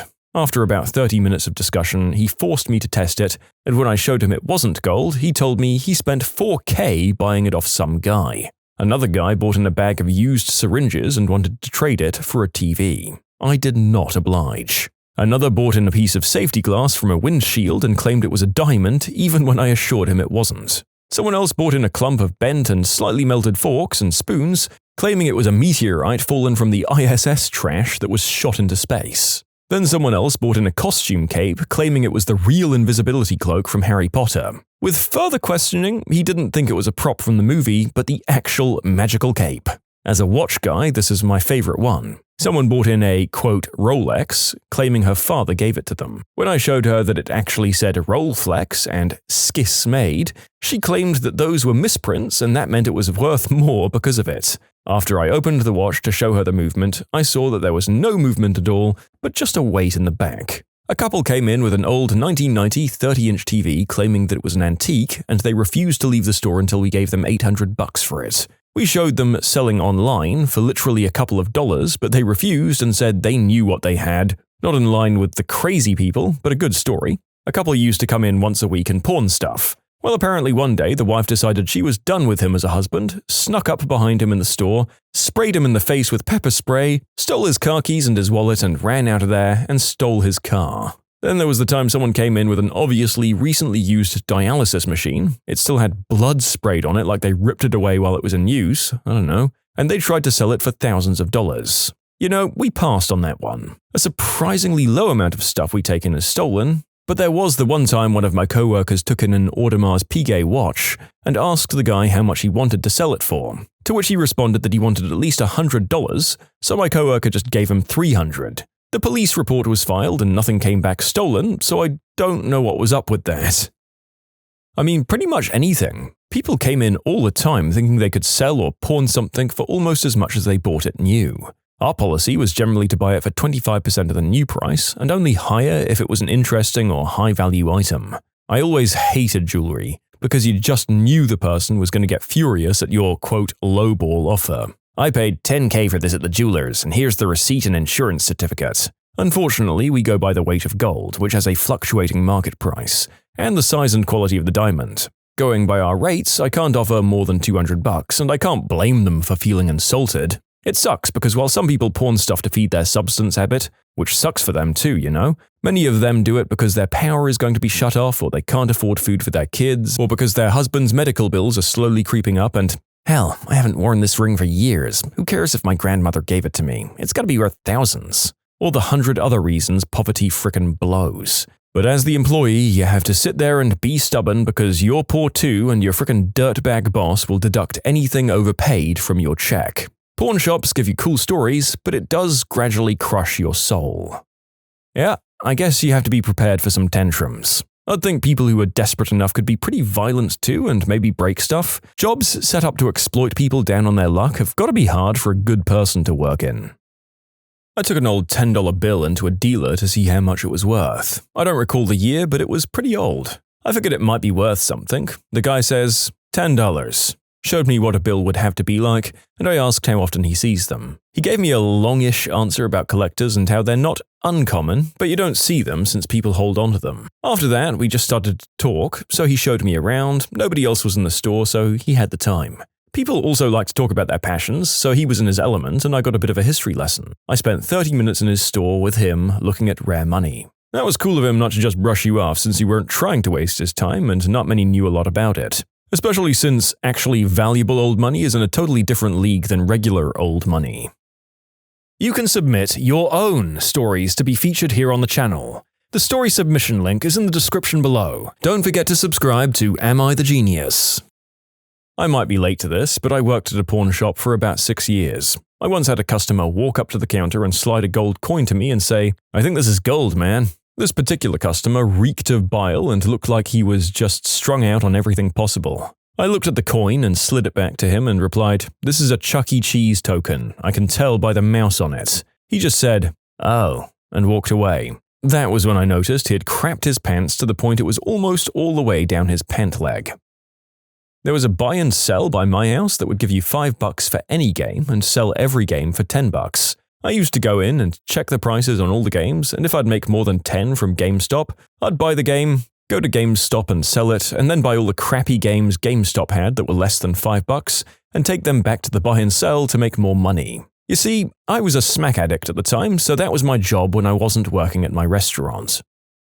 Worked at a traditional games store. I had plenty of sketchy white trash people coming in with their kids' old Yu-Gi-Oh! And Magic cards, thinking they were extremely valuable. Usually it was just a mismatched starter set from the early 2000s or the like. I'm not sure what started the idea that old trading cards were going to be ridiculously valuable, but no, I won't give you crystal money for your dark magician. The level of disappointment and oftentimes outright anger on their part was difficult to deal with. I began just telling trashy-looking people who weren't store regulars that we didn't purchase cards. I did once have a guy bring in a collection that had a gnarly-looking Black Lotus. I gave him a good deal for it. My dad had a real messed up woman come in and try to pawn her smack. For what? To buy more smack? As a worker in the ghetto, I get grills and gold teeth almost daily, straight from the mouth, and then they get mad when I can't accept them and they throw a fit. Every employee wears panic buttons to call the cops immediately if something happens as well. "I'll take signs you should get a job elsewhere for $300, Alex." I do some work on the administrative side for a pawn shop. Insofar as my shop, it's quite profitable. Also, bulletproof glass. Also, armed security guards. A good friend of mine owns a pawn shop in Florida. He once bought a collectible book of state quarters for less than the face value of the coins. The customer wasn't bright enough to pop the quarters out of the book and spend them. My buddy's ability to keep straight face in those situations and make the customer feel like he was getting a deal provides me endless entertainment. A month ago, a man stole a lawnmower from the front of our store. Well, just 2 days ago, he returned to the shop with the exact same lawnmower, claiming it was his. He tried to sell it to us. Not only did the serial number on that mower match the one we had, but it still had our price tag on the handle. Worked at a comic book and memorabilia store, and people have really messed up notions of value, I can tell you. Just because it's old, it doesn't mean it's valuable. Just because it's rare, doesn't mean there's a market for it. The worst was when people would come in with things that were signed with no authentication and demand outrageous prices. Some old lady and her obviously tweaker granddaughter bought in a comic they claimed was signed by Stan Lee and wanted $1,000 for it. We laughed them out of the shop. Also, a picture of you with William Shatner that he signed has no value to anybody but you. I used to work in a pawn shop in LA. One time this guy bought in 100 $2 bills, non-consecutive, and he wanted a loan of $120. My boss told me to do the loan, so I followed the instructions and gave the guy $120. The guy then managed not to come back for the bills, so he made an $80 profit from sheer stupidity. I was a Babbage's worker in the early 2000s. That's basically like UK GameStop. This was a case of a company being dumb. GameStop either owned or acquired Funkoland and a couple of other GameStop brands at the time, Babbage's being amongst them. We had a local guy that would drive about an hour each way and buy out every single copy of certain NES games and then bring them to our store. It'd do the same in reverse as well. The company would then dutifully redistribute the games to equalize inventory between the stores. All told, he made close to $50K before they figured it out and disallowed transactions of 10 games or more in one visit. Last I heard, this same guy was churning manufactured spending on gift cards, credit cards, and stuff to the tune of $60 to $70K a year. That guy knows how to hustle. I'm not a pawn shop worker, but this is still kind of a cool story, at least I think. Either way, both the shop owner and I were happy with the events that went down. I used to frequent yard sales, buy vintage items, and then take them to the antique shop and make a little money on the side. One day I found this little glass figurine at a yard sale for 25 cents. When I flipped the item over and saw the red Occupied Japan logo, I got extremely excited and bought it on the spot. I took it over to the shop and sold it for $45. The shop owner wouldn't go any higher, but hey, I made $44.75 off a quick purchase, so I wasn't too worried. The figure was actually worth about $125. Either way, I made money and that figure is still sitting in his shop for sale at $125. People bring in dumb crap all the time to get a few bucks for their substance habits. It starts from a candies box stolen from the shop next to the pawn shop, to plungers, rubber ducks, electronics, real and fake jewelry that they thought was real, and ending on cars. Again, exploitative and nasty business depending on what area you live in, but one certainly seems to accrue some interesting stories doing it. I worked in a pawn shop in the Midwest for a year and a half. We had a very large woman bring in this bizarre-looking machine. She sets it on the counter and says, "I want $500 for it." We're just staring at the machine and then looking at her, and finally the pawnbroker goes, what is it?" "It's a homemade breast pump." Yeah, this woman made her own breast pump and thought she'd get $500 for it. So weird and gross. So many people try to bring in their tattoo equipment. I don't know if other pawn shops take stuff like this, but in my area, it's a hard pass due to bodily fluids. Gross. And some of these people get so angry when you tell them no, screaming about how they spent $6,000 on this and how can we not take it. We had this guy who'd dig through the garbage cans and try to bring us stuff to sell. Not uncommon, but it was very obvious that this stuff was coming straight from the dumpster, and he dug it out like 10 minutes before he walked into the store. One time we had to kick him out because he was losing his mind over the fact that we wouldn't give him $15 for a desk lamp that had a broken, bendy neck. And this was despite the fact the pawnbroker pulled up the exact lamp on Target's website selling for $10, not broken. This guy just didn't get it and was calling us B-words and C-words over it. One of my favorites is the lady who called asking if we take books. We told her we'll consider collector item books, but before we could explain, she got all excited and hung up, saying that's exactly what she had. Now, when I say collector's items, I mean like first editions or one of those special edition movie books or whatever. This lady proceeds to come and ask for help carrying in her 10, yes, that's right, 10 totes of, in her mind, collector books. These collector books? 10% romance novels that you can buy in bulk from any thrift store. The conversation was the following. The pawnbroker said, "Ma'am, these aren't collector's items. We can't give you anything for them." What do you mean? They're collector's items. They're all from the same publisher and everything. Yeah, that's not what makes them collector's items. I'm sorry, we can't take these. You could consider donating them to a thrift store. Are you kidding me? Do you know how many years I've spent cherishing these? These are collector's items. I am a collector and I collected these. I'm sorry, ma'am. I will not be leaving this store until I get at least $300 for my collection. We ended up having to call the cops because she sat in the parking lot for 5 hours ranting and raving about how we're a scam. The last straw for my boss was when she opened the door and screamed at the top of her lungs like a 5-year-old and then slammed the door again. As a side note, my manager was the manager of said pawn shop and that's how we met. He loves to tell people that he got his wife at the same place he got his nice watch and TV. What an idiot. We combat a lot of people coming in with stupidly high asking prices by keeping an equivalent item in stock at a reasonable price. For example, the 1780 Austria silver thaler, which has Maria Theresa on it, if original, goes for a lot of money, but almost all of them are reproductions. The original dies were never destroyed and were used to make the reproductions, therefore they look exactly like the originals. One day we had a father and son come in so excited they'd finally hit the jackpot. They showed me their Austria thaler. I offered them a little bit shy of the silver content, which was $20 at the time, and the dad got real angry. He claimed we were trying to rip him off. That's understandable, I thought, because it's almost identical to the expensive version. So I tried to explain to him that there's hundreds of thousands of reproductions, and he still didn't get it. His son did. So now his son and I tried to get him to come around, and he wouldn't. That's when I went to the back room and pulled out a bucket with about 15 of the same kind of thaler that he bought in, and I told him that if he thought they were worth thousands of dollars, I'd sell him mine for $22 each. He never even flinched and said, "I'm not here to buy these, I'm here to sell mine." At that point, I just said, "We aren't buying those thalers anymore. Have a nice day." It's kind of the opposite, but in the mid-80s I worked for a guy that ran food trailers that went to different festivals and stuff. It was a blast of a summer job. But anyways, kids would dig around the house to find money to blow at the arcades and for food and rides and stuff. Many of these kids would get into the coin collection, seeing 10 or 20 but not realizing they were silver certificates, silver quarters daily, Indian head pennies. We even had a guy pay for his drink with a roll of buffalo nickels. Musical instruments. I'm sorry, but your student flute from 1970 is tarnished and dented. Not to mention the cost of replacing the pad and corks would be more than buying a brand new student flute. Keep it for the memories. They're worth more than your crappy flute. 10 years in experience running a pawn shop. Fake Rolex watches, family heirlooms, parking lot buys that turned out to be fake, they were all the norm. The weirdest thing I've loaned on would be dentures. I'd give the guy 10 to 20. I was asked why I took them, and my response was always the same. If that motherfricker wants to eat solid food again, he'll come get them. He always came, and I redeemed them. From outrageous to illegal? The wild world of parent demands. I'm a camp counselor at an overnight camp.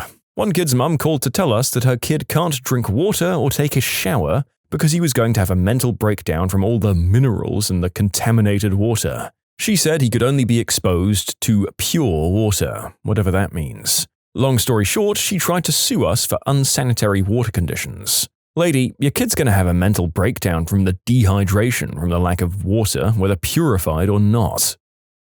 I worked at a camp and a parent came to me explaining how her child would need help going to the bathroom, specifically wiping as they're not potty trained. The child was 7. He wasn't special needs or anything like that. His mother just always did it for him. We refunded money to the parent and explained that being potty trained was one of the conditions for the camp.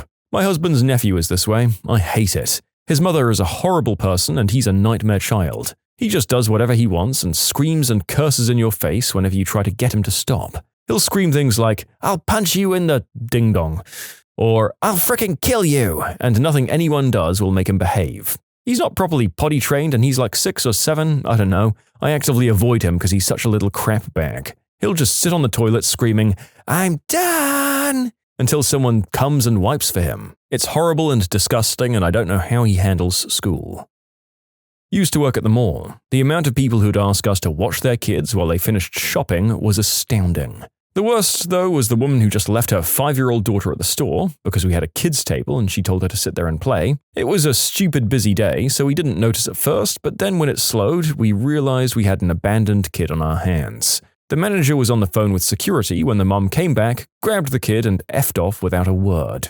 Our library children's staff regularly found young children abandoned in their department. About once a month, someone dumps their kid at the library and doesn't show up before closing. One of the staff waits with the kid for a while, but eventually we have to call the cops. It's amazing how many of them are crappy about it too. We don't get paid overtime, folks.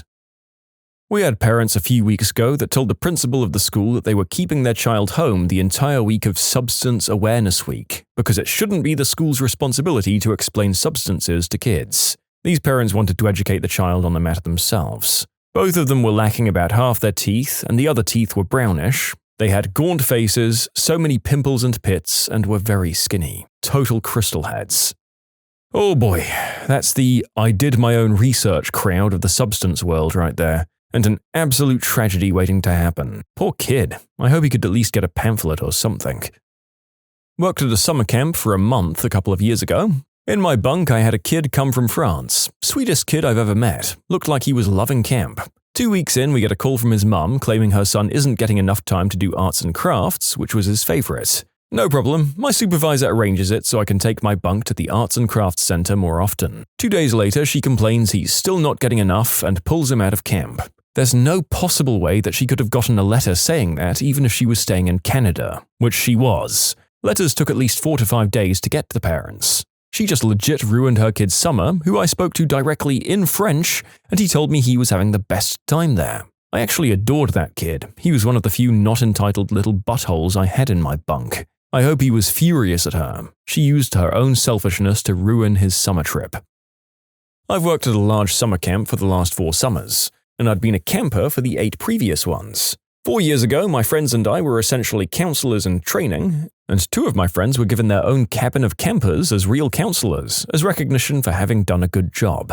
When being told about the campers they were going to have, they were informed that the parents of one of the campers had sent the camp bottles upon bottles of sugary flavored water, because this kid apparently didn't drink water at all. My friends had to constantly carry around multiple large bottles of this flavored water in their backpacks because the camper refused to drink any real water. And being counselors in training, my friends didn't feel like they were in the place to actually try to do something about it, so they had to suffer through carrying multiple liters of this camper's water for 10 days around a very large camp. The next summer, another of my friends had this camper in his cabin. The camper still wasn't drinking water, but my friend wasn't having it. So for the next 3 weeks, he slowly diluted the flavored water until by the end he was giving the kid just water in the flavored bottles. When he told the camper and the parents at the end of summer, they were all stunned and happy that he was finally able to drink real water. Now the camper still comes to the camp every summer, and from what I can tell, he's just drinking like normal water now. The friend who got him to drink water, by the way, won Counselor of the Year at the camp the following summer. The following are things I had parents ask me to do while I taught. Calling them when their child had homework, not just in my class, but like in general. Like if he has math homework, I, the English teacher, need to call his mother. Call home if he speaks to a certain kid. At all, during the day. I've no idea how I'm supposed to know if they talk to that other kid. To call home if he trades for other food at lunch. I don't even have lunch duty. I asked if it was an allergy concern. Mind you, these were middle school age kids, not little ones, and the mum said she just wanted to know if he traded. I had to call home if their grade dropped below a 95%. They wanted us to hold an assembly because their son's calculator had been stolen and Dad was convinced he could pick the culprit out of a crowd. No assembly was held, the calculator was found in the bottom of his locker under some paper. And the best one of all was an email I received from a parent asking to please excuse their daughter from reading in an English class. I asked them why, and they said they were trying to keep unhealthy ideas out of her head. I told them she was required to read for class, and I'd observed her reading for fun several times, and she seemed to enjoy it, but that I'd let them know if I saw her reading anything inappropriate. Actually, now that I'm listing it out, I realize that there are just too many. Parents are absurd. Back when I was a teacher, it was parent-teacher conference day and a parent came in. Her son was pretty unremarkable, maybe B or C average kind of student, didn't cause any problems in class. The parent looks livid and ready to fight. I'm not sure why, but they start cussing me out immediately. How dare you let school out early because of a little fricking snow, you fudging butthole! My son had to sit out on the back deck for hours because he doesn't have a key to the house and I was at work so nobody could let him in. Mind you, we let out early a few weeks prior because we were about to get slammed by the snowstorm of the frickin' century, and anyone who didn't know that it was coming was an idiot. I told her that I, a mere high school social studies teacher, didn't have the authority to authorize early release and that she should take her issue up with the superintendent. She got livid and was pretty certain that I had something to do with it personally, and continued to cuss me out for 5 more minutes. It was late. It was Valentine's Day. I had a girlfriend I wanted to do things with. I wanted to go home. So I was angry too. I told the lady that maybe she should get her son a key to the house because leaving him outside in the cold for hours was probably worthy of a call to CPS. She got even more livid and threatened to call Child Protection Services on me for doing that to her son, and to tell the principal, school board, FBI, and president that I was mean to her. She at least told the principal because I got a talking to about threatening to call CPS on a parent instead of just doing it. To make things better, my girlfriend was mad because I didn't get home until 8 p.m. So, in summary, the most unreasonable thing a parent asked me to do was use my powers as a teacher in one building to stop the school district from releasing early before a snowstorm, after the fact. One mum threatened to yank her daughter out of the school if she were not given the vocal solo, "Oh Holy Night," during the annual Christmas concert, a situation I described here some time ago. The daughter had made clear to teaching staff and peers that she didn't want to do the solo and that she didn't have the appropriate voice for it. Still, her mum tried to force the faculty into submitting to her will so that her daughter could have the recognition she deserved. Not really something they wanted me to do for their kids, but for their dog. The mum told me that the neighborhood HOA had a big thing about dog poop on people's grass. Fair enough. But I guess even the smear of it on the grass after it gets picked up, because the woman literally asked me if I could put a bag on my hand and try to catch the poop as it fell out of the dog's backside, so as to not leave a smear on people's lawns. I nodded and said, "Oh yeah, sure, of course," and then just picked up the dog poop after he did his business like a normal human being, because I love and respect myself. What the frick? I know that this is way better than outright animal mistreatment, but somehow it feels nearly as disturbing to me. Just waiting under the animal to scoop it out of the air so His Majesty's noble essence doesn't touch the earth? And what sort of behavior is that going to reinforce in the dog? I'm a babysitter. This story still infuriates my parents years later when they run into this guy. I was 12 at the time and was babysitting for a group of 6 kids between the ages of 4 and 8. The parents had all gone out on a date together. They were supposed to be home at 10 p.m. It was a school night and I had to be up by 7 a.m., as did a few of the kids. Anyhow, the night goes on and it passes 10 p.m., then 10:30. The kids are getting restless and tired. The visiting ones don't have PJs or anything, but I tell them bedtime stories to get them prepped for going home. 11 p.m. passes and the kids are falling asleep. I'm calling the parents to ask if I should keep them awake, since kids sometimes have trouble falling back to sleep, and I'm getting no answer from the cell phone. 12 a.m. and the kids are all passed out on couches and the floor. I'm struggling to stay awake by picking up toys. My parents call me at this time asking why I'm not home. I don't want to get in trouble, so I say the group will be home any minute now. They didn't get home until after 3 a.m.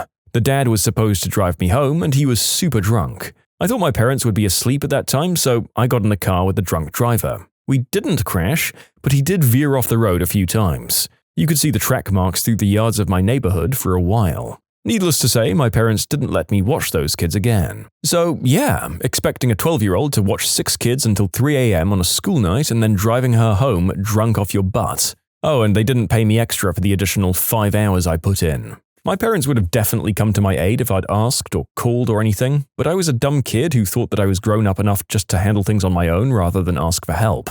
I also didn't have a concept of drunk at 12 because my parents never had more than a beer or 2 around me. But you had better believe that when my parents heard the dad was driving funny as he took me home and saw the tracks on a couple of lawns nearby, that my kind and patient father went over there to have a chat with him, and we never heard from that family again. I'm 28 now, and my mum mentioned this story at a neighborhood get-together a few months back, and she was white-knuckled the whole time. My parents are wonderful people, but like Rothfuss says, fear the fury of a patient man. You can submit your own stories to be featured here on the channel. The story submission link is in the description below. Don't forget to subscribe to Am I the Genius? High school teacher. I had a parent ask if she could write in her will that if she died, I'd take custody of her kids. I work at a very expensive summer academic camp that brought in lots of extremely elite teenagers from abroad. One kid got mild sunburn, not blistering or anything, just a bit pink, and his mother called in having a total meltdown and demanded we call him an ambulance and that he go to the hospital. Maybe when you're in the 1% and God knows where that makes sense, but it's absolutely insane in the States. She wouldn't take no for an answer. Another mum from the same camp actually flew from Russia with her 16-year-old daughter and just decided she'd stay too, without telling staff. Parents were 100% not allowed to stay at camp, but she booked a hotel for the full 5-week program and showed up at camp every day. We told her constantly her parents weren't allowed in the dorms, but every day I'd run into her coming in and out of her daughter's room, taking her away from class and activities. Her poor daughter was almost certainly suffering from Munchausen by proxy. This one kid told me he didn't have to listen to me because I'm a girl, so I told him to sit in the corner for 5 minutes and reflect on what he'd said. When his parents came to pick him up, they asked that I don't discipline their children as it's against their religion to take orders from women. Pardon? What religion is it? Chauvinism. It's a branch of buttholism. I was a babysitter from a wealthy family. They had a house nanny that lived with them, but she also had to do all the chores, cooking, grocery shopping and stuff, so they asked me to occasionally basically help the live-in nanny. I was in college, so I needed the money. They were bat crap. I knew that before I started though. The dad was a liver specialist doctor, and the mother was a child psychologist. They had 2 dogs, and instead of making sure that they got let outside on routine, they just placed potty training mats all over this massive 4-story house. The parents were obsessed with Star Wars, which I thought was cool, but I realized it was more of a crazy money sink for them. The dad had life-size replicas of most of the main cast, and unless he escorted you into the room that he kept them in, he kept it locked. Not even wife or kids were allowed in, which in itself isn't creepy, but he spent more on those collections than his kids. Also, the mum used to leave her used tampons and pads just anywhere. I'm pretty sure she just changed them whenever she needed, and if a garbage can wasn't near, she'd leave it on the coffee table instead of using the bathroom or something.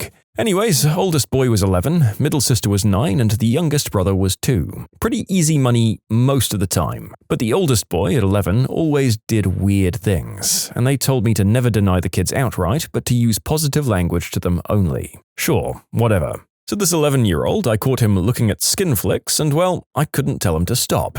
So I just said, "Do you think your parents would be okay with that?" And he did stop, but I caught him a lot more. The family PC was always just right in the open, and when I told the parents, they didn't seem to care. Fine. Well, then this boy asks me if he can see my chest. And I said no. He told his mother, who's never used the word no to these kids, and somehow I was in trouble for telling him no. Like, I shouldn't have to defend why I said that, right? Skip ahead a bit and this kid is slapping my butt now, and I talked to the dad when he gets home from work, and he told me to allow him because he's a straight, almost teen male who's just expressing his feelings. So I tried to explain to a doctor why that was legally problematic, and at 11 he might get away with it, but by 14 he might not be so lucky. I figured I'd have better luck with the child psychologist mother. Nope, she basically agreed that he was healthily expressing his interest in women. Felt like I was the only sane person in the world. They fired me because I was repressing their children.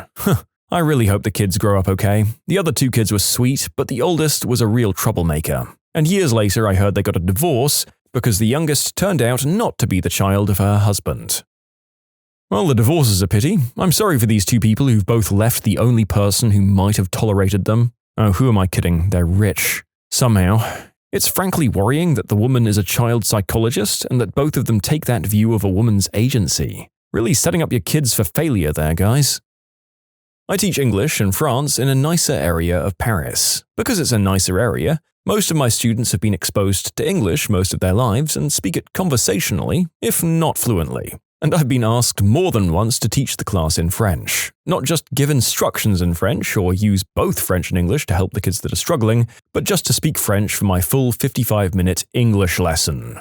Most of the time it was because the kids weren't doing their work, were goofing off in class and failing because of it, and then they just told their parents it was because I wasn't using French, so they blamed me because there was no way their angel would have lied to them. One kid did this when he spoke fluent, accentless English, and his spelling was better than mine in English most of the time. I've also been told I should do a kid's homework for him, since I'm an American and therefore a native speaker, and if I do it and he studies using it, he'll pick up on things easier. One kid was being toilet trained. Camp policy was that children being toilet trained were given chocolate chips. This girl's mother didn't want her daughter eating so much sugar, so instead she gave us a snack box of tiny, hard raisins. We were supposed to give her 1 raisin every time she successfully went to potty. This was, of course, enormously successful. I'm 55 and I would poop my pants right here and now if I thought pooping in the toilet was only worth 1 raisin to somebody. If he misbehaves, don't hit him. Hit the kid next to him. That'll scare him into behaving. I hope you answered, Wow, that's exactly what the parents of the kids on either side of him ask for as well. Former middle school lacrosse referee. So many parents wanted to amend the rulebook if I dropped a flag on one of their little angels. I'm a nanny. I work for a wonderful family now, but about 5 years ago when I was young and stupid, I worked for a really difficult family. I stayed with them for longer than I should have because I really loved the kids. The mother was very particular. She'd ask me to clean the kitchen all the time, and if there was so much as a tiny fluff or crumb on the floor, she'd ask me to clean it again. It got to the point where I was sometimes swiffering the kitchen floor 4 times a day, after every meal and before I left at 7:30 at night. She'd frequently ask me to get to her house early. I woke up at 5:30 a.m. just to get there on time, and honestly, when I'd arrive early, the door would be locked and everybody would be asleep.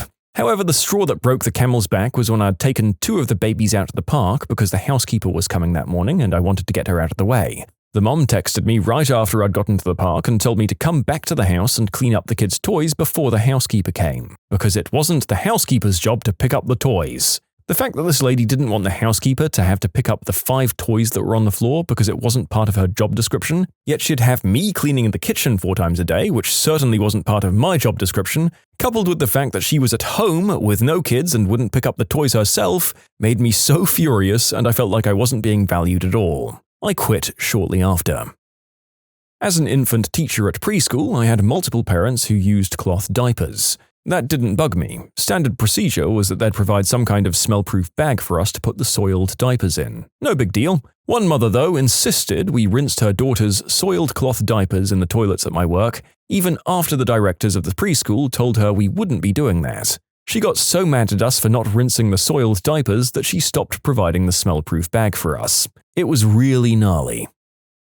I worked as a camp counselor for a local art camp. It was just during the day, and the camps only lasted 5 days each. You wouldn't believe the amount of parents who would drop off their severely autistic kids to people who have 0 special training and are already dealing with a group of 20 to 30 kids. Like, these kids would be non-verbal, freak out at the amount of commotion going on, and they'd always end up just staying with our main education officer all day, while the parent was claiming their kid was just a little shy. Those parents pretty much just treated us as a cheap daycare.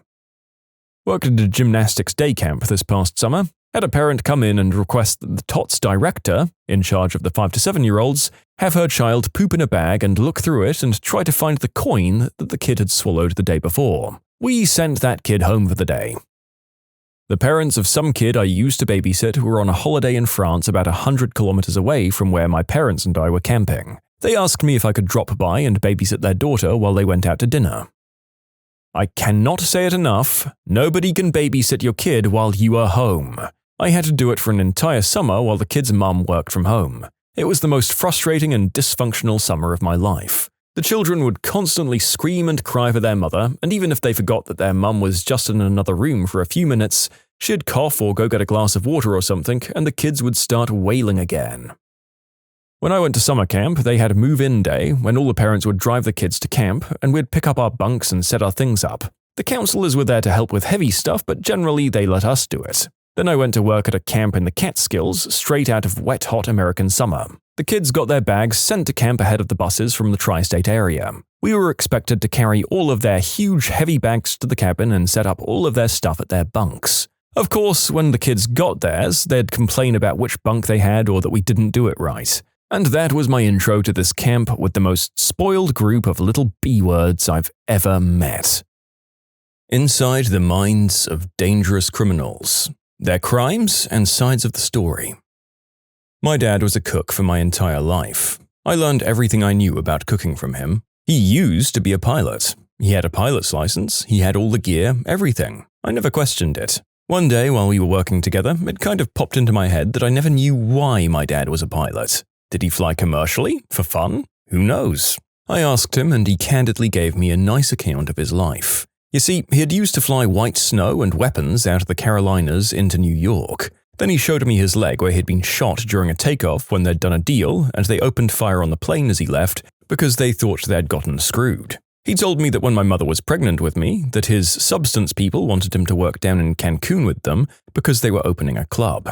They had all the permits, they had the contracts, all of it paid off in substance and weapons money. My dad made the choice not to move to Cancun with me, as he wanted me to grow up in New York instead. His friends eventually opened the club and everything went great for them. They kept asking my dad to come down and be their chef. They'd pay for everything. They were making a ton of money. Eventually, the club was raided, and it turns out all the permits they'd gotten were part of a sting from the Mexican government. They'd known the people who were opening the club were dealers, and they were simply waiting for them to pool all of their connections in one place. Everyone was arrested and sent to prison. Some of them didn't even get out until the 2000s. I basically found out that both of my parents were doing white snow themselves. Never would have guessed it, to be honest. My dad didn't regret it, and he said that he still did it for fun about once a month. He stopped when a friend of his died suddenly of a heart attack after doing a bump and opening a bottle of beer in a bar. My father eventually passed away from kidney cancer. I miss him every day, of course. He gave me my love of science and an education. Gave me my appreciation of good quality food, too. My sense of humor as well. I look just like him. And now I am tearing up. My ex-boss hounded me for 2 weeks about finding him an ounce of some green herb. One day he said that he had back problems and he really needed something. I felt sorry for him, so I was able to find him an ounce of some bud and I sold it to him. 3 days short of a year later, I was arrested and charged with a felony. I don't sell the stuff, I'm not a dealer. I was able to pinpoint the only time I've ever sold anything to anyone. Now I'm stuck with a Class D felony for distribution of Mary J. It frickin' sucks, man. Apparently if they'd waited a full year, the evidence would have been null and void. I really wish I could have been out of state at the time. My ex-boss was a confidential informant of the local police department to where they had a private investigator take pictures of me mid-deal. That sucks. Really narc move of your former boss. I mean, you weren't a dealer to begin with, and he knew that. So he what? He guilted you into doing the only actual crime you'd ever done with a tearjerker story and then got you? What the heck was he getting out of this? Cop cred for taking down a problem he created? This is entrapment, right? I am technically guilty of murder. My dad had Lou Gehrig's disease, and I helped him get a high dose of Nembutal. We kept it for a couple of months until he stopped basically being able to communicate. Eventually, he was losing control of his hands, but he really wanted to take the stuff himself. So, we mixed it with some porridge, it goes down easier, and he took some antiemetics over the course of the day. Then, in the evening, he ate the porridge with the crazy green stuff in it, and he died. Where I live, this is murder. My dad was dying, though, with no possible hope of a cure. He couldn't speak, he choked constantly, he could barely sleep, and by the end he could only use 2 of his fingers. His life was hell. He didn't want to live and had said it would get to that point from the moment he was diagnosed. One of his parents had also died in the same way. I regret nothing, by the way. I'm just thankful it's not the known genetic form. I had a plan to off my mother, but I never went through with it. The story is that she was a smack addict that cleaned up her life and had actually become a substance and alcohol counselor when I went to live with her when I was 14. By the time I was 16, she had started to overuse prescription meds and our relationship was getting increasingly bad. She'd keep me up at night being loud and on something. Sometimes she'd wake me up at random times to cry and tell me she wanted to not be alive anymore, that her life was miserable, and she'd apologize for being such a crappy mum. And then, in the morning, she'd grab me by the ankle and pull me out of bed, yelling the whole time about how stupid I was and how ungrateful I was and how I was such a terrible kid. Looking back, it was a textbook domestic mistreatment of your kid. One second she was telling me she was the only person who actually loved me, then the next tearing me down and telling me I wasn't anything, that I shouldn't go to college. She tried to convince me not to go to school or work or to hang out with my friends. She threw things at me, shoved me around, and would block the door when I tried to leave the room rather than fight with her. After months of escalating behavior, not being able to sleep at night, not having any food in the house except when I'd buy it, I just snapped. I started to plan her faked self-deletion. I was going to feed her every pill in her pill box. It was literally a 10-gallon Tupperware filled with pill bottles. The reason I didn't end up trying it is actually because other people tried to get her before and it didn't work. Also, I wasn't really sure how I was going to get her to take all of those pills without showing evidence of a struggle. Eventually, I broke down and told my best friend what was going on. She immediately told her parents, and I went to live with her until I went to college. I attacked many people at night. There was a lot of the unspeakable act happening along the paths that follow the river through my town. I used to watch The Dark Knight and do smack and then go out looking for trouble. I got into a very serious altercation when the guy was essentially ready for me one time. I hit him in the face with a big branch and pushed him into the river. But he had been following this girl for about half an hour. I watched and waited patiently. I mean, that's kind of frickin' awesome. Na-na-na-na-na-na-na-na-na-na-na-na-na-na-na, dope man. But seriously though, you could have died. Which is why I don't do it anymore. I was half proud and half ashamed that I did it. but I seriously don't F around with R-wordists. This other guy I know pulled that crap, and we stopped him at an intersection, ripped him out of his car, and beat him within an inch of his life. He moved to Texas the next week. It gets me so mad. About 13 years ago, my sister, a teen at the time, started dating her first boyfriend. That kid was 19. He was completely obsessed, he'd verbally say and send things to her that wrecked her self-esteem, stuff like that. As far as I know, his bullying never got physical, but after she broke up with him, he'd creep around our parents' house, call the house at 3 a.m. just to hang up and threaten her. He pretty much managed to get me mad. So, said gentleman worked at a driving school where he corrected test quizzes after hours. I drove there one evening with a friend to give him one last warning. He told me to F off or he'd call the cops. So my friend and I took out my friend's aluminium baseball bat from the trunk, tuned up the kid's car a bit, and when he came outside, took one good swing at his legs. Then I told him he could call the cops now. He never did. The phone calls stopped, and I never saw him again. Not quite a dramatic story, but it's all I've got. I broke into my old primary school when I was around 18. I say broke in, I put my hand through the letterbox and turned the door handle. It was one of those safety doors that could only be opened from the inside. I then stole a few hundred elastic bands and ate all of the biscuits in the staff room. Like a rebel. Yeesh, man. Thug life. My family has about 700 acres about an hour south of where we live. I drive down there about 2 times every month in the fall and winter to hunt deer, dove, and quail. Last winter I drove down and pulled back onto the back of the property. I equipped myself with my .40 sidearm and I slung on my .30-06.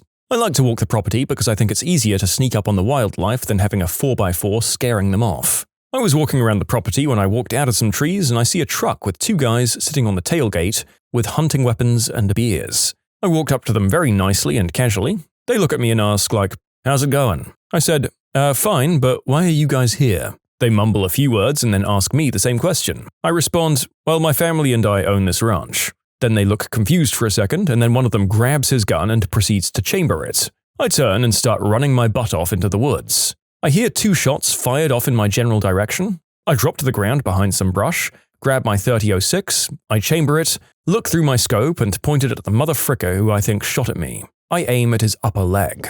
I was about 75 yards away, and a .30-06 shot at that distance would tear someone up. I fired, and I heard a terrifying cry. I got up and hoofed it back to my car and called the sheriff. They came out and I reported the trespassers and told the sheriff the whole story. About 2 days later, the one guy gets arrested at a local hospital for a bullet wound to the hip. He now has to walk with a cane for the rest of his life because he tried to unalive me and I wouldn't let him. For some reason in my first read-through, I assumed you were a kid or something for some reason. Not sure why. Why on earth would your first instinct when you're caught out on someone's land to be just open fire on the owner? Even if it works, how is that less problematic than just leaving? The guy can only blame himself. I once beat the crap out of my neighbor for bullying my brother and being a creep to my sisters. He had 4 inches and 40 pounds on me, and I still won. He went to the hospital, and I went home to tell my dad what happened. I got high fives and taken out for ice cream. I don't care. The cops knew. A man tried to mug me, and I proceeded to beat the ever-loving crap out of him for it. It was a fight-or-flight reflex, and my instant, unthinking reaction was to go completely berserk. I kind of blacked out, and I had to be pulled off the guy, and his whole face was bloody, and he was unconscious. I got arrested and questioned, and the police eventually let me go because he decided not to press charges. My reaction was above and beyond acceptable force, hence the possibility of me being charged with a crime. Honestly, I don't regret it. Maybe the mother fricker will think twice before he approaches a 5'2" woman and thinks he can scare her into turning over what little money she has. You can submit your own stories to be featured here on the channel. The story submission link is in the description below. Don't forget to subscribe to Am I the Genius? Vandal and arson. The neighbor down the street from us took my dog from us. She was a little older than a puppy and very sweet. One night our doggo tunneled out from our backyard and I had to run after her. I thought she was in some bushes, but I was wrong. I was crouching in these bushes looking for her when I saw my neighbor's minivan run her down. They backed up, hit her again, backed up, and ran over her once more before they left. For some reason, I didn't feel like telling my parents because that was a bad story. It was better to just say she didn't suffer and that it was quick. In the meantime, I was breaking their sprinkler system, and I sprinkled weed killer on their yard so that the grass and flowers turned brown. They had 4 cars, and I broke all of their windows and stole all of their radios. I had no idea how to steal radios, so it turned out horrible. I ruined their wood paneling. The car alarms went off, but nobody came out. I carefully stuck nails into their yard by the ladder, by the recycling bin, and by the sprinkler timer so there'd be a greater chance of one of them stepping onto the nails. They installed cameras by the house, so I didn't want to risk going inside. When they installed the new glass windows, I broke them again and I set fire to the inside. It didn't feel like anything to me. It was boring. I should have left my poor dog on their pillow to remind them of what they did. I should have taken their miniature poodles and dropped them off at the Humane Society several towns over. I should have taken a knife to all their furniture and left pictures of dead dogs in every room of that house. I should have poured animal blood in their bedrooms and filled all of their orange juice and milk with blood. But that requires energy I don't have. Plus, where the heck are you going to get all of that blood? I'm not a psychopath.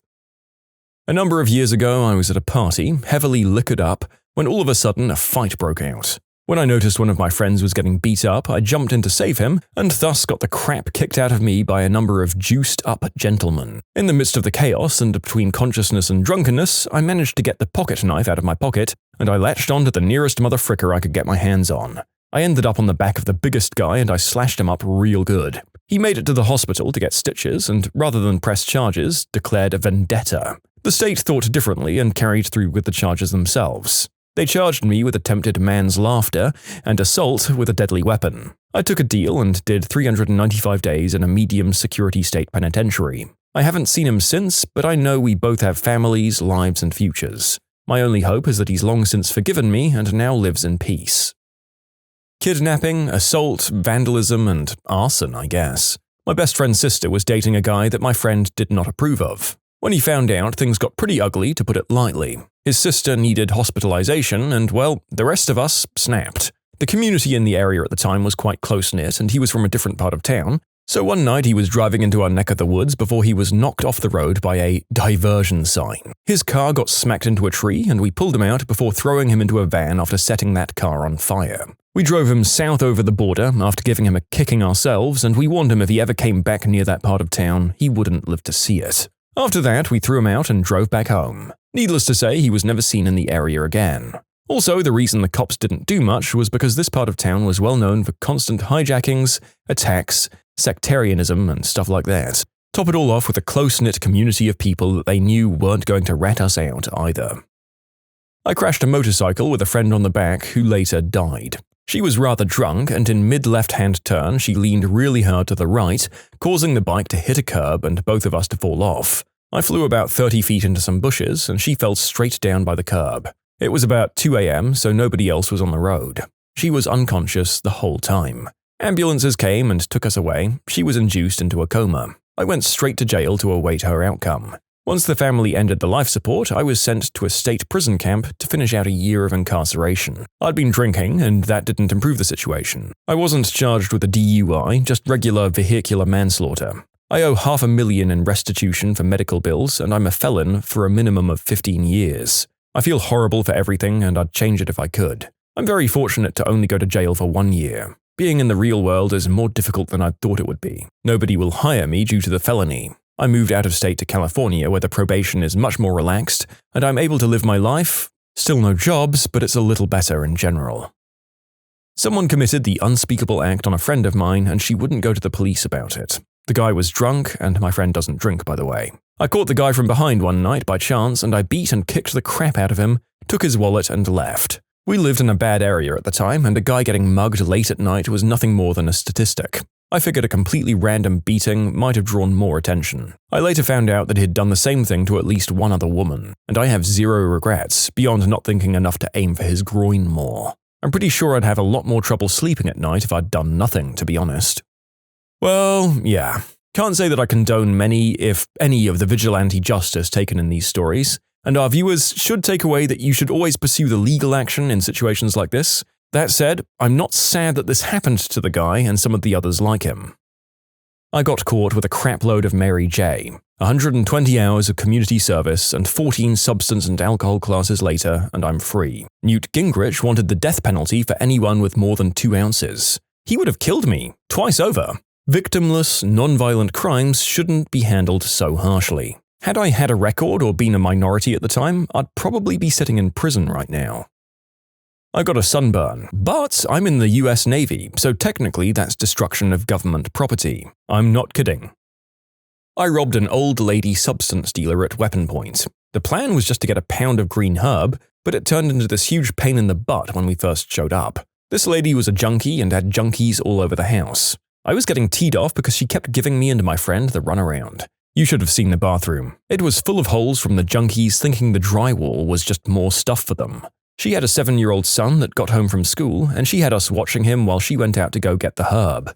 I got even more furious when the little boy told me that his mother makes him play his video games on the computer so she can take her medicine. It was frickin' solitaire on the computer. Anyway, she got back and obviously she's short, and somehow I got some pills that I didn't want because I'm guessing she thought she could steal from me. So we're in the back room and I pull out a gat and told her I'm taking everything and the money. I'm not paying for anything. I also told her she was a horrible mother and I'm calling child services. She flipped out, telling me she'll find me and I was a dead man. When I left, I called child services and I never heard anything about it again. A guy pushed me over in a bar. I'm a girl, by the way. This guy had a previous for attacking women as well. He'd punched his ex in the face and been to court for bottling a lady, but he'd never been sentenced because there wasn't enough evidence. But yeah, he pushed me over and I just snapped. I hit him in the face with the pint glass I was holding and the whole thing broke in his face. There was a lot of red.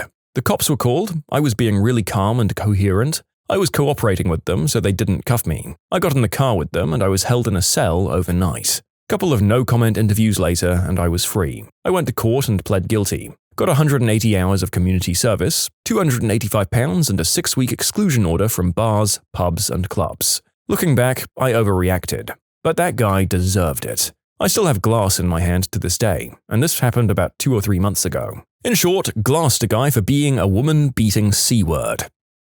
It was about 12 a.m. when I found myself in the town of Orange on the Friday of my work week.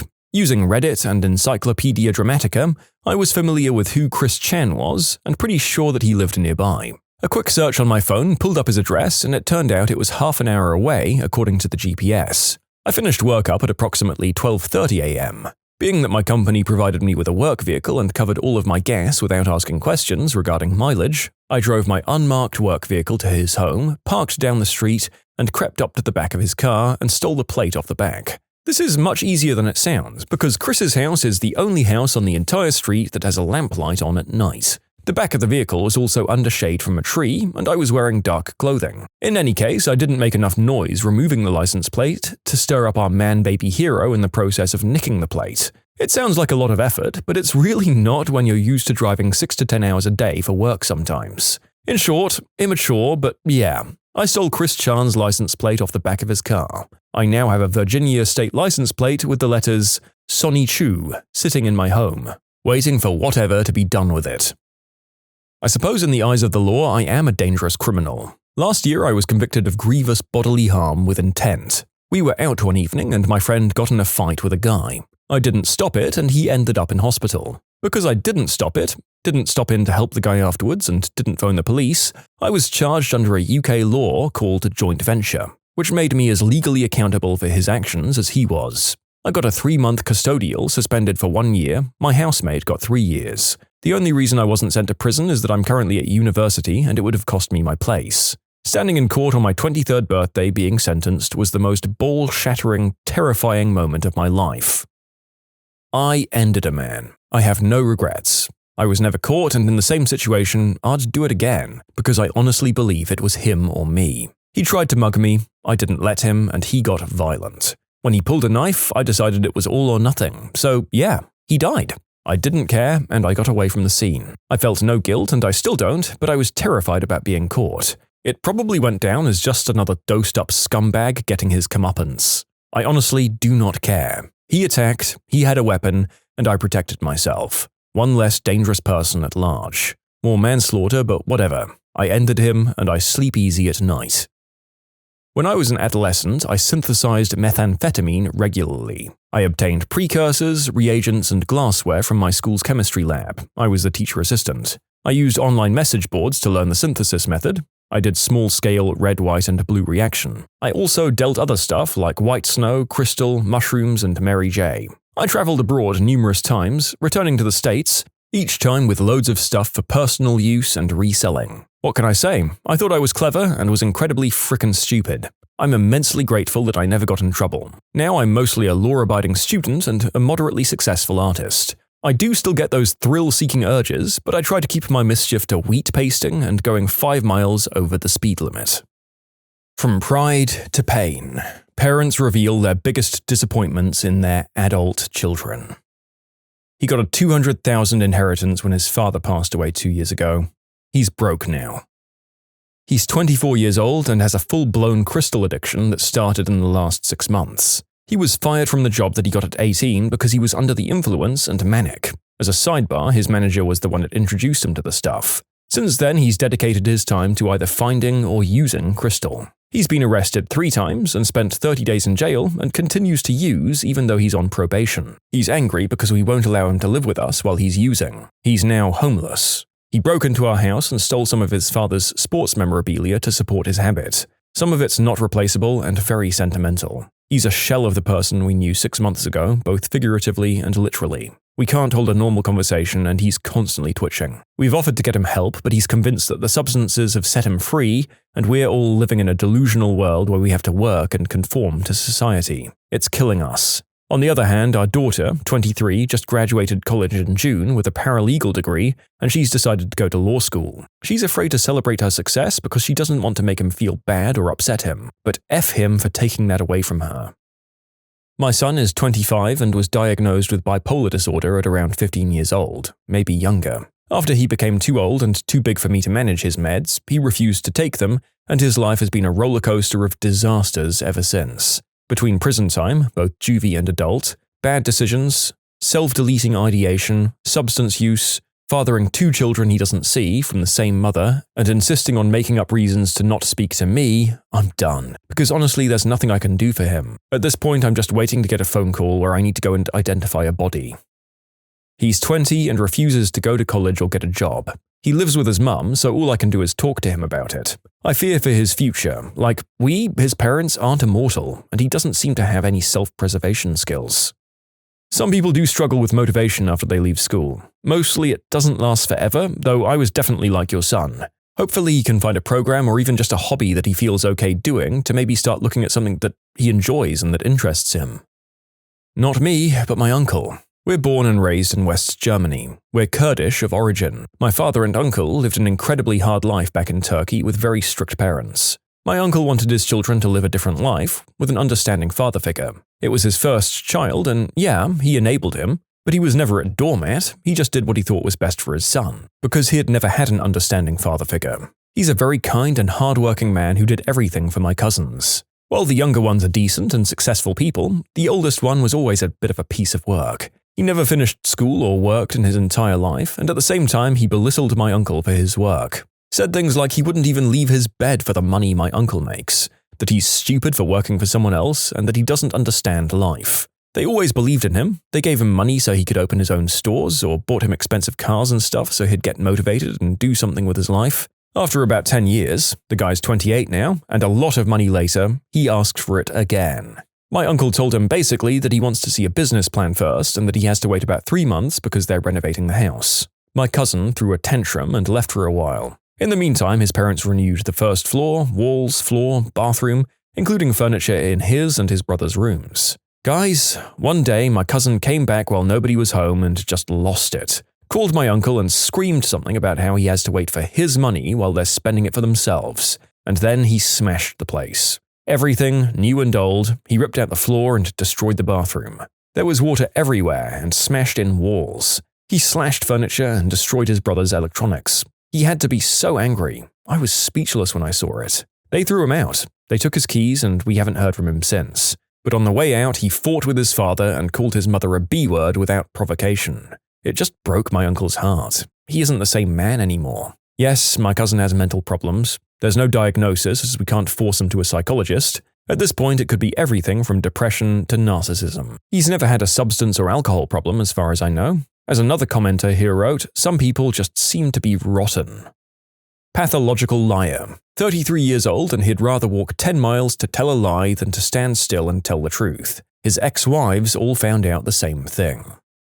I'm not disappointed in my 18-year-old, but I sure wish I knew how to activate him. He graduated in May, has no desire to go to college and no real aspirations at all. He's pretty much been in his room on his phone since. He's struggled for many years with anxiety, which we're treating, and I know a lot of things are difficult for him, but man, I just wish I knew how to get him excited about anything, whether it's a job or a hobby or a plan or whatever. At 18, I was exactly the same. I didn't really care about anything. I certainly didn't feel like an adult. I'm just shy of 23 now, and I did come out of it, slowly and painfully. At the same time, not everyone I know did. Some of my friends are in exactly the same place they were at the end of high school, except that they got a job instead of school. So you can't just sit back and hope he figures it out either. I'd suggest helping him cultivate a healthy personal life more so than pushing him to start making money. Hobbies are a great help, especially if they push him to be a little more social. I spent absurd amounts of time as a teen holed up in my room with my guitar, and that skill eventually led to me branching out and meeting people at jam sessions.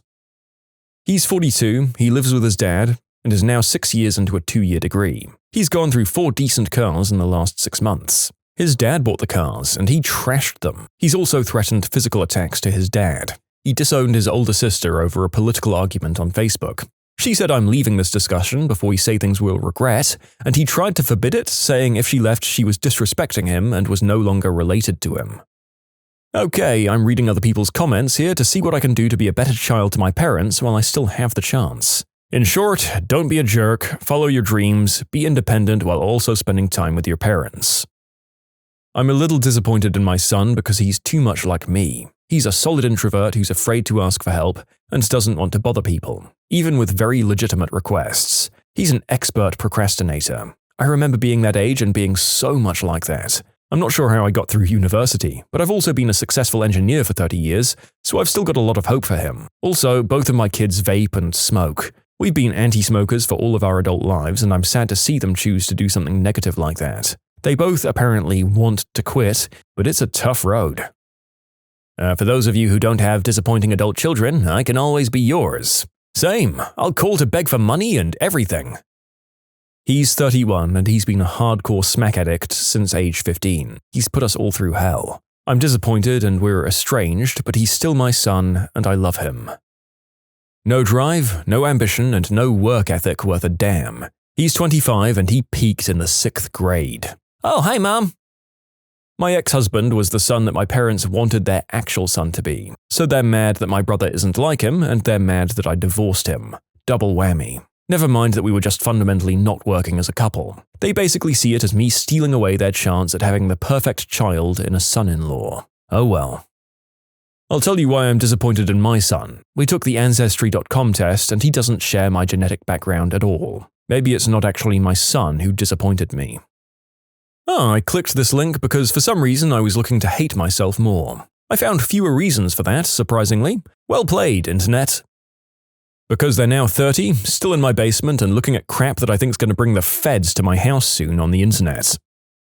My son is 24 and by some standards a disappointment. He has a degree and no job. He struggles with motivation and his sleep patterns are terrible. I don't think he has a plan to move forward with his life. Earlier in the year, my husband, his dad, was diagnosed with cancer. I thank God every day for my slacker son. He's so kind. Every time he makes dinner, because I know you must be tired, or comes and gives me a hug when I get home from work, makes it possible for me to keep going. It's great that you can be thankful for his compassion and sensitivity. Also, having a degree in this day and age is no guarantee of getting a job. It is brutal out there. Your son seems like a good egg, better than most. I hope both of your situations get better.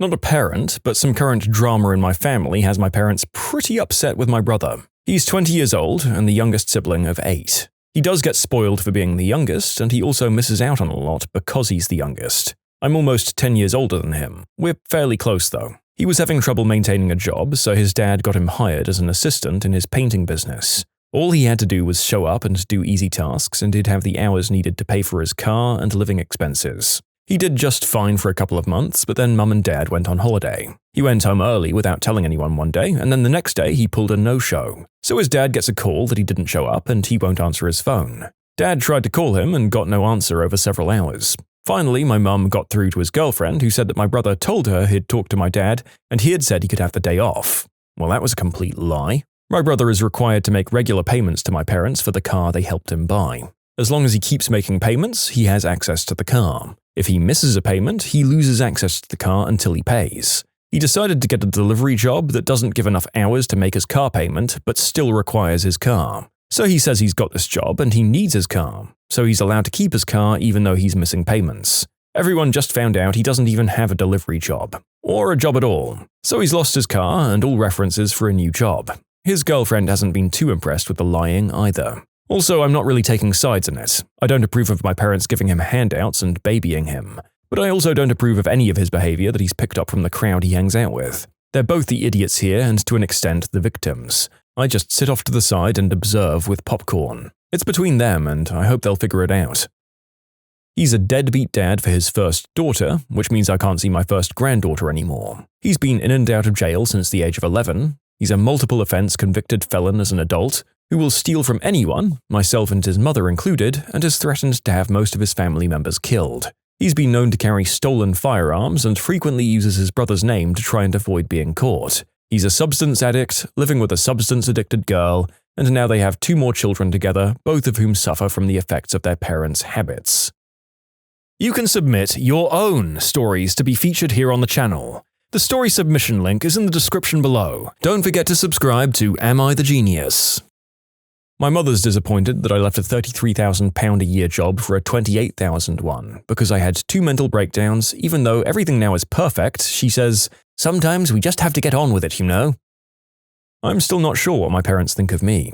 I was the promised child who got 99th percentile on aptitude tests in kindergarten, who aced tests and memorized the presidents by age 4, at my dad's insistence. And then I ended up just blundering my way through school because what started as a bad habit of not doing homework eventually amalgamated into depression-driven apathy about education. I dropped out of college and I've spent more of my time in therapy learning how to be a good person and be happy. Which does make my mum happy, but I can feel my entire extended family's disappointment in me that I chose to work an 8 to 5 job and just live in an apartment with my cat. On the bright side, I've been more confident in my life choices than I've ever been, and I wouldn't trade the positive mindset I've been working so hard on for any amount of work discipline. I can't blame you. Mental health is everything when it comes to a stable life. Being happy is something that more people should prioritize. My dad always told me, "I don't care if you dig ditches as your career, as long as you're happy doing it." I'm taking some risks now to try and do what will make myself happy in the future, and I've not looked back. Reading this has strengthened my resolve to do what makes me happy. I sincerely hope you have a really happy life. Ooh, good timing. I have to be semi-vague, but hopefully you get the gist of it. My middle daughter is 19, but we've had issues her entire life. I strongly suspect bipolar disorder or narcissism. Currently, her infant child has been removed from her care by CPS for multiple reasons, notably her erratic behavior she showed and continues to show, and also heavy Mary J use. We suspect other substances at play, but we've got zero proof. Instead of cooperating to get her child back, she's fought kicking and screaming every step of the way, making it much harder than necessary. At the same time, blaming her mother and vilifying her to the point that she's lied to CPS in an attempt to have them remove her 4-year-old sister from her mother's care. Calling old friends and family, giving them a hugely false story in an attempt to alienate her mother, and have zero friends or help. It's a giant mess she's created and refuses to take any blame or acknowledge that she's the issue at all with. He doesn't like garlic bread and plays the violent farming simulator. End him. Right now, right here. Not liking garlic bread? What the frick? Destroy your mistake of a child. Right now! My mum is extremely disappointed in me because I'm not having kids. It was apparently my sole purpose in life. I'm in the middle of becoming estranged from my parents. They don't approve of how I'm raising my sons, and they can't even bring themselves to be around them. Our last attempt at a family vacation left my sisters yelling at my parents and then storming off. Their complaint is that I don't have any boundaries for the kids. I do have boundaries, they just aren't the same as my dad had when I was growing up. He was a real hardliner with major anger issues. He threw me up a stairwell once when I left my boots behind at a park. Due to living in that household, I'm attempting to let my kids grow up thinking that making mistakes is part of life, you just have to learn from it. In any event, my children are apparently monsters and he can't get over that, so I'm about to cut him and my stepmom out of our lives. My goal is to raise kids who are respectful of others and their space, yet feel able to explore their world and make mistakes without fear. She physically bullies her husband, calls him worthless and leaves him alone with the baby for days without telling him she's going anywhere. He'll come home from work and she's gone for 3 days in a 5-star hotel with spa treatment. It's awful. It's a little scary to read about this as the father of a 5-month-old. Dude, we're about to have our first baby and this was the wrong thing to read right now. Oh god, maybe I need to reevaluate whether I want to have kids anytime soon. This is a little grueling, isn't it?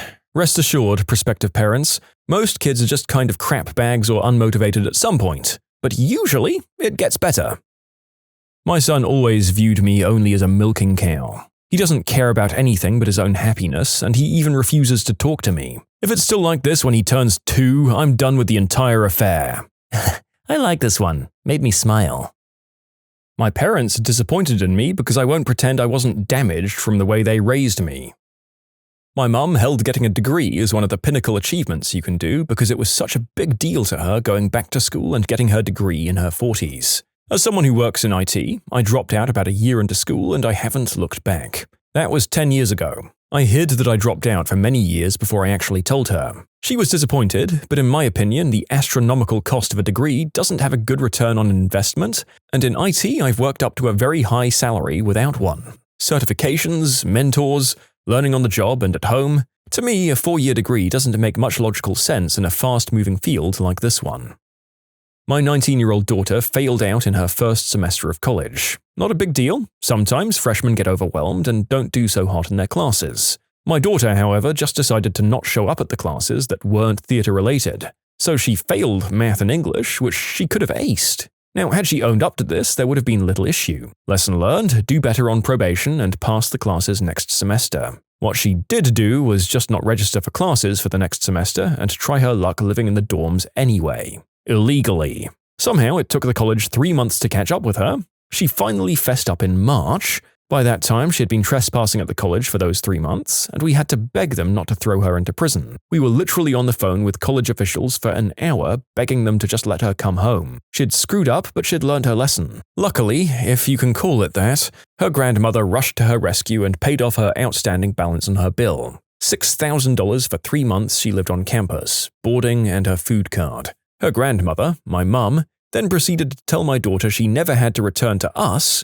We were evil people and she'd protect her from the likes of us. My daughter, who used to call me every night and called me anytime she had problems, just cut all ties with us because facing her responsibilities wasn't a requirement anymore. We tried calling her, tried telling her we weren't angry and to just come home. Nothing doing. We would have been angry, but we would have worked it out. Instead, we became the bad guys in her fairy tale, and for the past 5 months she's gone on shopping sprees, goofed off, and had the time of her life. I've seen her twice since it all happened. Both times she treated me like an evil monster. Both times I went home in tears, despising my mother more and more. My daughter is going back to school tomorrow like nothing has ever happened. My witch of a mum is paying for it. You might be thinking, be grateful she's footing the bill. The problem with that is my oldest daughter has worked her butt off to get her degree, and my mum refused to help her because she's bisexual. My mum is doing this to get back at her for embarrassing her in front of her church. I refused to let the younger daughter get help from her because of this in the past, so my younger daughter has also stabbed her older sister in the back by doing this. I'm so very disappointed in the entitled brat my daughter has become, and if I ever see my witch of a mother again, I'll wring her fat neck right in front of all of those so-called Christians in her church. Well, my son's in prison for life. Although I'm often disappointed in their actions or behavior, I'm never disappointed in my children. This is the most mom answer out of all of them, and it made me smile. My nephews are mama's boys who are in their late 20s and early 30s and still live at home. They went away to college and couldn't hack it for more than a year or two before moving back home.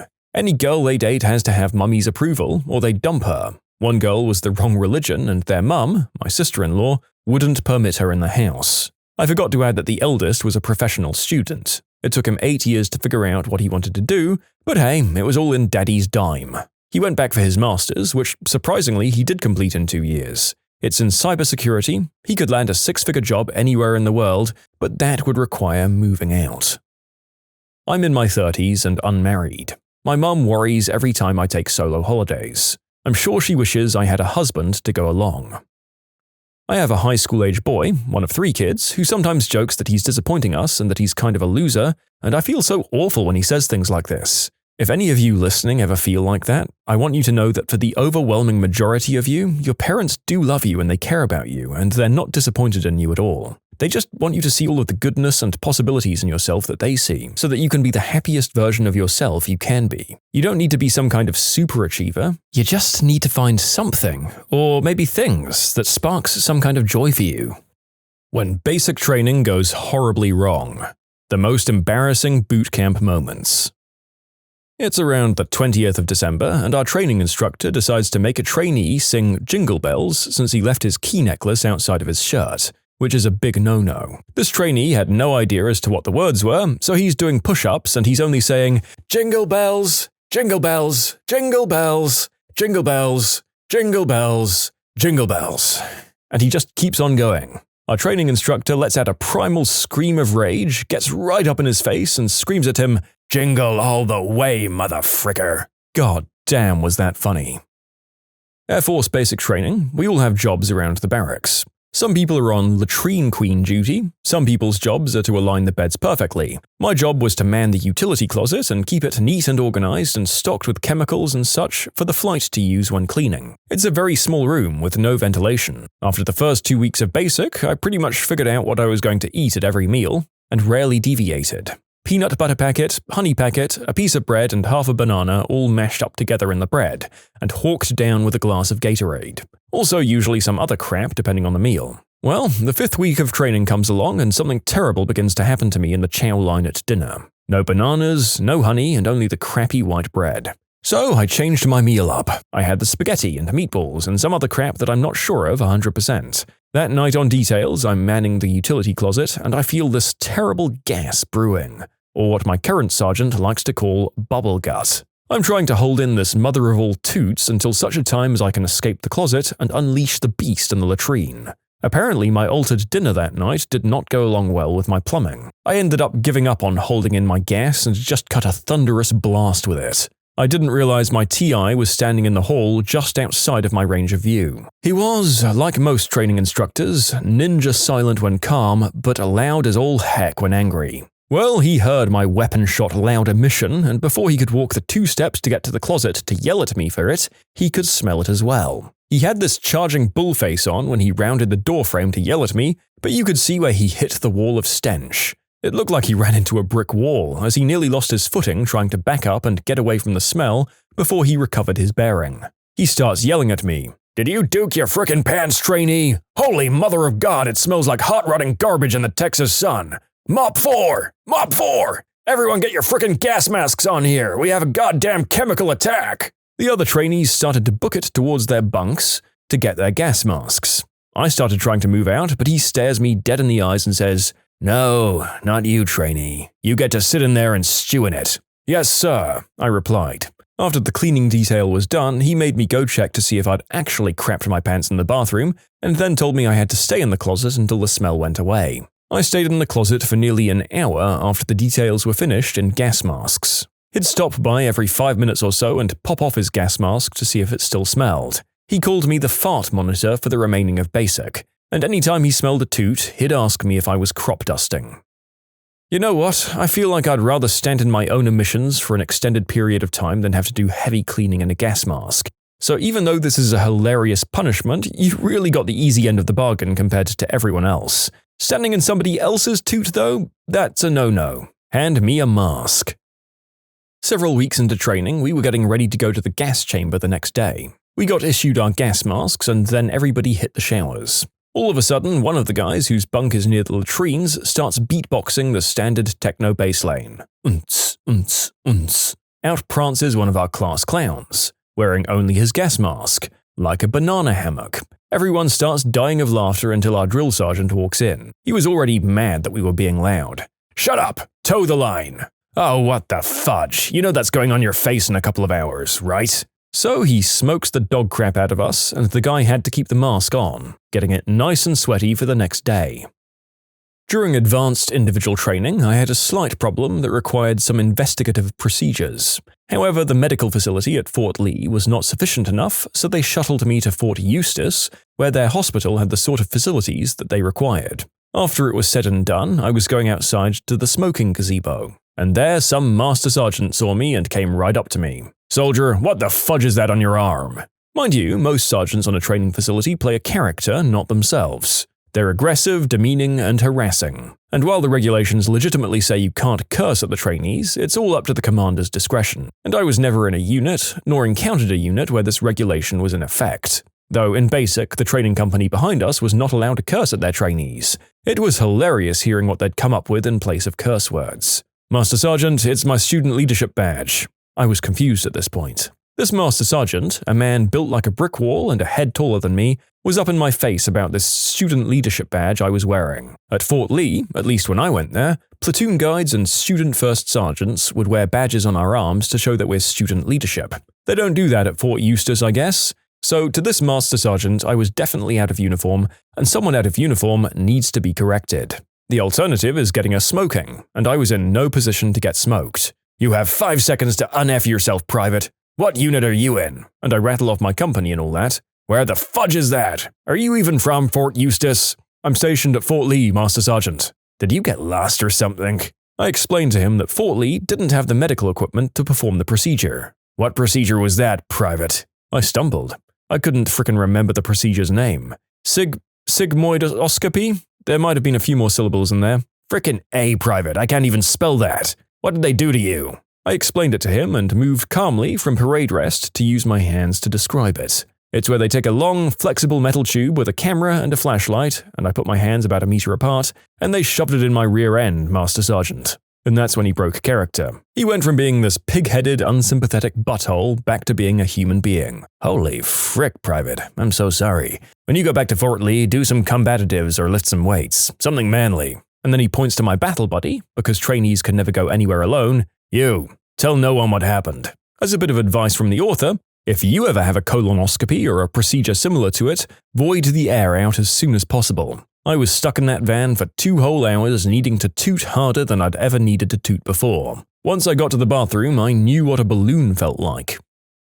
We had a guy who was sick and on bed rest for a couple of days. The rest of the company was in the quad area doing weapons maintenance. One of the drill sergeants walked into the med bay to grab something from the office. I guess out of pure instinct, the sick guy saw him come in and shouted, "At ease," and jumped to his feet. Problem was, he was tickling his pickle at the time.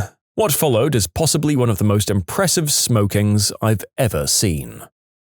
There was this kid that missed trimming a long piece of thread off his uniform, like 3 or 4 inches long. The drill instructor forced him to trim the thread and keep it as a pet for the remainder of basic training. He had to have it with him at all times. He had to name it. He named it Fred. Occasionally there'd be a random person around and the drill instructor would call him out and make the kid explain who Fred was. It went something like this. "Fred is my pet, sir. I have to water him every day, sir." The instructor made the kid show the stranger how he watered his pet, which involved making the kid unscrew the cap to his canteen, filling the cap with water, and dunking Fred in the water for a few seconds. He had to keep Fred in his pocket at all times, and if he was caught without it, he'd be punished. In short, kid had to keep a long thread he forgot to trim all the way through basic training. He had to water it.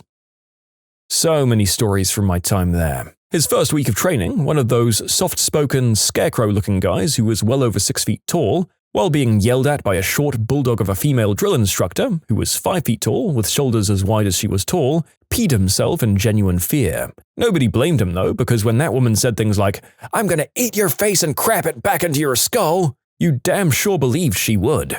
This married guy and married girl, though not married to each other, got caught doing the deed in a dumpster behind the mess hall. Careers and marriages ended, knee-deep in rotting food. Then one guy who marched like a puppet. When his right foot went forward, so too did his right arm, and vice versa. He could never figure out how to march properly during the entirety of basic. Our drill instructor intentionally tripped him up before the final parade march, and when he fell, another instructor picked him up and escorted him off the parade grounds to the hospital to check for injury. And after a field exercise, we were all sitting around in the dirt eating MREs while the cadre were explaining covering fire and positioning, when one guy next to me suddenly got a panicked look on his face and ran off into the woods as fast as he could, slapping his legs frantically. When the instructor flipped out asking what in the holy all-loving F he thought he was doing, the guy screamed back, "Fire ants in my pants, sir!" without ever looking back.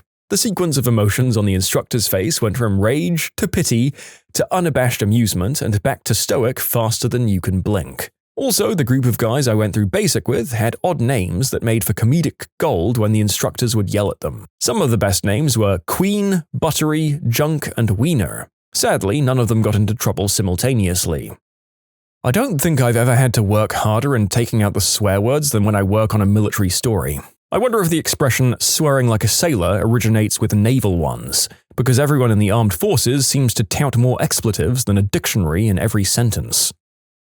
Let's see, I've got 2 stories. One guy was in formation and decided to start watching planes fly overhead. He kept leaning back and looking around at the flight patterns, so the instructors pulled him out of formation and yelled at him for a bit. They made him spin in a circle like a radar antenna, point and say, "There," every time he saw an airplane. Then there was the time I was going through the chow hall while a new flight of female trainees was there. They were rainbows, still in civvies and so on. One girl got stopped by our lieutenant, prior enlisted, built like a pile of bricks, and I don't know what he said to her, but she flipped out. Threw her tray to the ground and she started screaming at the lieutenant. She was gesturing wildly when he told her to stow it and go outside or she'd be very sad. So she spits on him and takes a swing. The other instructors pull her down and start getting people the heck out of the chow hall. As my flight forms up and waits for our instructor, who was still inside, a K-9 unit shows up from security forces. The cop comes out, goes inside, and comes out with the girl handcuffed. She's flailing, screaming, and basically going insane. So she kicks his dog, as hard as she can. I heard the thump from 40 feet away. So the dog bites her on the calf. We had some lectures after that one about people trying to go crazy to get out of basic and not to try it. You can submit your own stories to be featured here on the channel. The story submission link is in the description below. Don't forget to subscribe to Am I the Genius? Our platoon had to take our mattresses, sheets, blankets, and pillows outside to the parking area between the barracks. I can't remember what the transgression was that merited this punishment, but probably because the drill instructor thought that the racks weren't tight enough. This is in San Diego in the summer, middle of the day. We had to arrange the mattresses in ranks and columns and make them tidily. Then we all stood on line at attention and the DI would say, "Sweet dreams." At 1,000,000 miles per hour, we got under our sheets and wool blankets in the afternoon sun and yelled, "Sweet dreams, sir!" Then, "Good morning, recruits," followed by, "Good morning, sir!" At which point we hurriedly made our racks and stood at attention. This was repeated over and over for easily more than 10 minutes. I remember there was a handful of civilians walking by who stopped to watch. It wasn't a Friday, which is when family members come for graduation, so I'm not sure who they were or what they were doing. Regardless, there were a couple of girls among them, and I remember thinking that this was not at all in keeping with the hardcore persona that every soon-to-be Marine wants to project. It was also fairly late into boot camp, at the point when recruits are no longer scared and confused, and they have a sort of Stockholm syndrome. And the recruits and drill instructors are feeding each other in this insane, symbiotic relationship of hilarious suffering, and everyone on both sides is trying to suppress a grin and maintain their bearing. So, from the point of view of those civilian onlookers, Marine boot camp is a bunch of men on the brink of giggling, playing make-believe nighty-night time, wishing each other sweet dreams. Before Don't Ask, Don't Tell was repealed, we had a huge dude in our infantry group that was obviously gay. We called him Big Gay Russell. He was a really nice guy and a good soldier, just clearly and obviously gay. He was like a cartoon character, and he thought himself hilarious when towel-snapping our butts while gleefully making his way to the shower, announcing in his best come-hither voice that it was shower time. This offended some of the more religious conservatives in our platoon, and one by one they tried to fight him. Little did they know, Russell was a champion wrestler in high school. One by one they tried, and one by one they got pummeled without mercy by Big Gay Russell. It was hilarious. I don't know what they were thinking. Oh, that huge dude is definitely a queer. Let's try to grapple with him on the ground in our underwear to try to pin him down. He'll hate that. My brother flight got caught having undressed wrestling matches in the showers when I was in basic. Another kid peed himself and marched around for 2 hours thinking that nobody would notice. Another guy shaved off his eyebrows that first night when the TI told him to shave all of the hair off his face. They never did grow back the right way. Ooh, boy do I have one. I was in boot camp, US Marine Corps, and we were having our big uniform inspection. I was standing there at rest with my rifle by my side, waiting to get inspected and asked random questions. All of a sudden, I got the urge to sneeze and clenched up to suppress it. The pressure in my head created the biggest frickin' snot rocket I've ever blown all over my face. At this point, none of the DIs had seen it, but it was just dripping down my face, and I stood there horrified as my buddy on the other side was just looking back at me in horror. I took my opportunity when nobody was looking and wiped it away ninja style and just had to stand there with my offhand behind my back, trying to dry out all the snot and hide the evidence. Looking back, the whole thing was frickin' hilarious, but at the time I thought I was gonna die. One of the guys in my brother flight wet the bed. He then hid the sheets in an empty locker. He now had no bed sheets, so I don't know how he thought this would fly. After about 2 days, there was an inspection and the TIs were tearing the barracks apart. They discovered the pee-soaked sheets and proceeded to tear apart all the beds, finding the culprit. He then had to stand outside and yell his crime at anyone who came past, proclaiming it for all to know. I've got a couple. In basic, we had this guy from the barrio in LA. Real hardcore Latino gangster type. Guy was a moron and all of the brown rounds were giving him lip for being a hard dude. So we're in the gas chamber and the drill there was you'd take your pro mask off, do 10 push-ups, and then head out into the wind. Well, the drill instructor yells, "Break your seal and assume position." 19 guys drop to front-leaning rest, and barrio guy, yep, he turns around and puts his hand on the wall, all hood of the cop car style. I'd never laughed hysterically while throwing up before, but I did that day. A couple of memorable ones. One guy had a box of contraceptives in his bag. The TI started raging at him. "Didn't you realize this was an all-boys school? You did, didn't you? What are you, some kind of gay slur? Are you planning on sneaking around and trying to get all these guys in the sack? Well," when the TI came around to another guy's bag, he found the guy had bought swim trunks, a mask, swim fins, and a snorkel. "Where did you think you were going when you packed? Club Med? You must have got on the wrong fudging bus." He then ordered the guy to put on all of that stuff, swim fins included, and walk around the barracks for about 15 to 20 minutes going, "Quack, quack." These guys got a lot of ribbing the first few days, but we soon learned that all of us were going to get the same treatment at one point. In short, Johnnies and Quackers. Yeah, I really don't know what Snorkel Guy was thinking loading his one bag full of stuff for a nice day at the beach with his family. Maybe he really did get on the wrong bus. You've got to commend him for holding his silence for that long afterwards. In basic, we had this one dude that had a problem crapping himself. Not like his stomach was upset, accidental code brown, I mean full-on logging his drawers in the middle of the night. And the backstory begins. Anyways, about 2 weeks into basic, we got smart. We had all the mandatory items in our lockers, folded, primed, and ready for inspection. In our laundry closet, we had 3 bags. 2 for clean items we could wear, and 1 for dirty laundry. So one day, laundry crew goes off to do laundry. Rest of the formation does some bullcrap I can't really remember. Anyways, the laundry crew is gone for at least an hour longer than they should have been. As we formed up and the training instructor is hollering at us, the laundry crew walks back out in front of us. Our TI hadn't realized they'd been gone, or something along those lines. So, as they're marching back in front of us, the TI unloads on them. "Where have you been? What have you been doing?" One poor jerk tried to reply without an appropriate reporting statement. The TI flips out again, even harder, and tells them to get to the dorm and be at attention outside his office. After about 10 minutes of typical yelling and 5 minutes of stuttering from the trainees, he gets his answer. They went to do laundry and would typically rewash some clean laundry so they could get some extra time to just chill out and be away from the TIs. As they pulled out the clean whites to rewash, they discovered some tighty-whities with a full-on 6-inch log of doo-doo in them. So, they of course threw them out and rewashed everything. The TI sent them back down to the laundry room with gloves, tongs, and a freezer bag to retrieve said crappy undies. The kid who had the problem crapping never thought about his laundry mark, the identification mark in every piece of clothing. Needless to say, he was washed back to another flight, and this happened 2 more times before they finally just kicked him out. And no, the kid didn't want to get kicked out. He had a brand new, fresh military tattoo in celebration of joining and getting through basic. He just couldn't stop duking himself when he slept. In short, kid poops himself out of the military.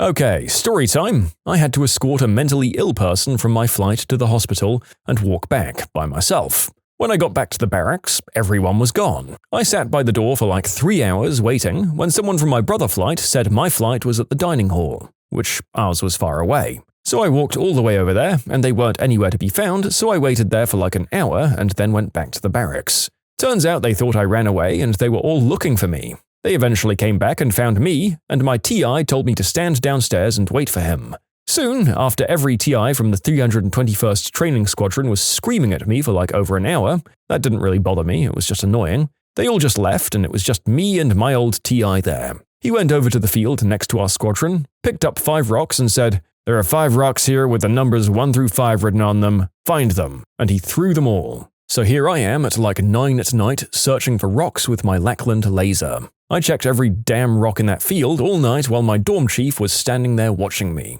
Like 10 hours later, I'm still out there searching and I find a pen, but no damned rocks with numbers on them. So I write 1 through 5 on some random rocks and take them up to my dorm and report it to my TI and set the rocks on his desk. He picks them up one by one and examines them very carefully and then says, "Whose rocks are these? These aren't my rocks." All I can think is, oh crud, I'm busted. So I figured what I'd do was lie a little more and say, "Yes sir, these are your rocks." He calmly stands up, sets the rocks on the table and says, "No, these aren't my rocks. My rocks didn't have numbers on them. Go to bed. I hope you learned your lesson." In short, my TI was a jerk. First day of BRM, or basic rifle maintenance, I'm sitting next to a private that I'd already determined to have been clinically brain dead, and we're learning how to break down and function check the M4 carbines. I'm fairly knowledgeable with weapons, and I was very familiar with this particular weapon, so I was helping the guy at the table to my left. I was standing up, I just function checked the 3-round burst after explaining it to the guy, and to my right I hear a click. I look right, and I'm staring down the barrel of a real, functional weapon that Private Idiot had just pulled the trigger on. Instinct told me that he was going to kill me, so I grabbed the rifle from his hands, pulled it away, and without even a thought, I slammed it into the left side of his head. He hits the floor, and I realized what I'd done. I was scared for my life, but then the drill sergeant asks why I did it. I replied with, "Because he killed me." I didn't get in any trouble, but I felt bad for the kid. Not sure if that's what you're looking for, but I was embarrassed by my lack of restraint. When you subscribe, make sure to hit the bell to turn on notifications. Put the playlist on in the background to finish listening to all of the stories. And if you like Am I the Genius, give Am I the Jerk a shot. Everything linked in the description.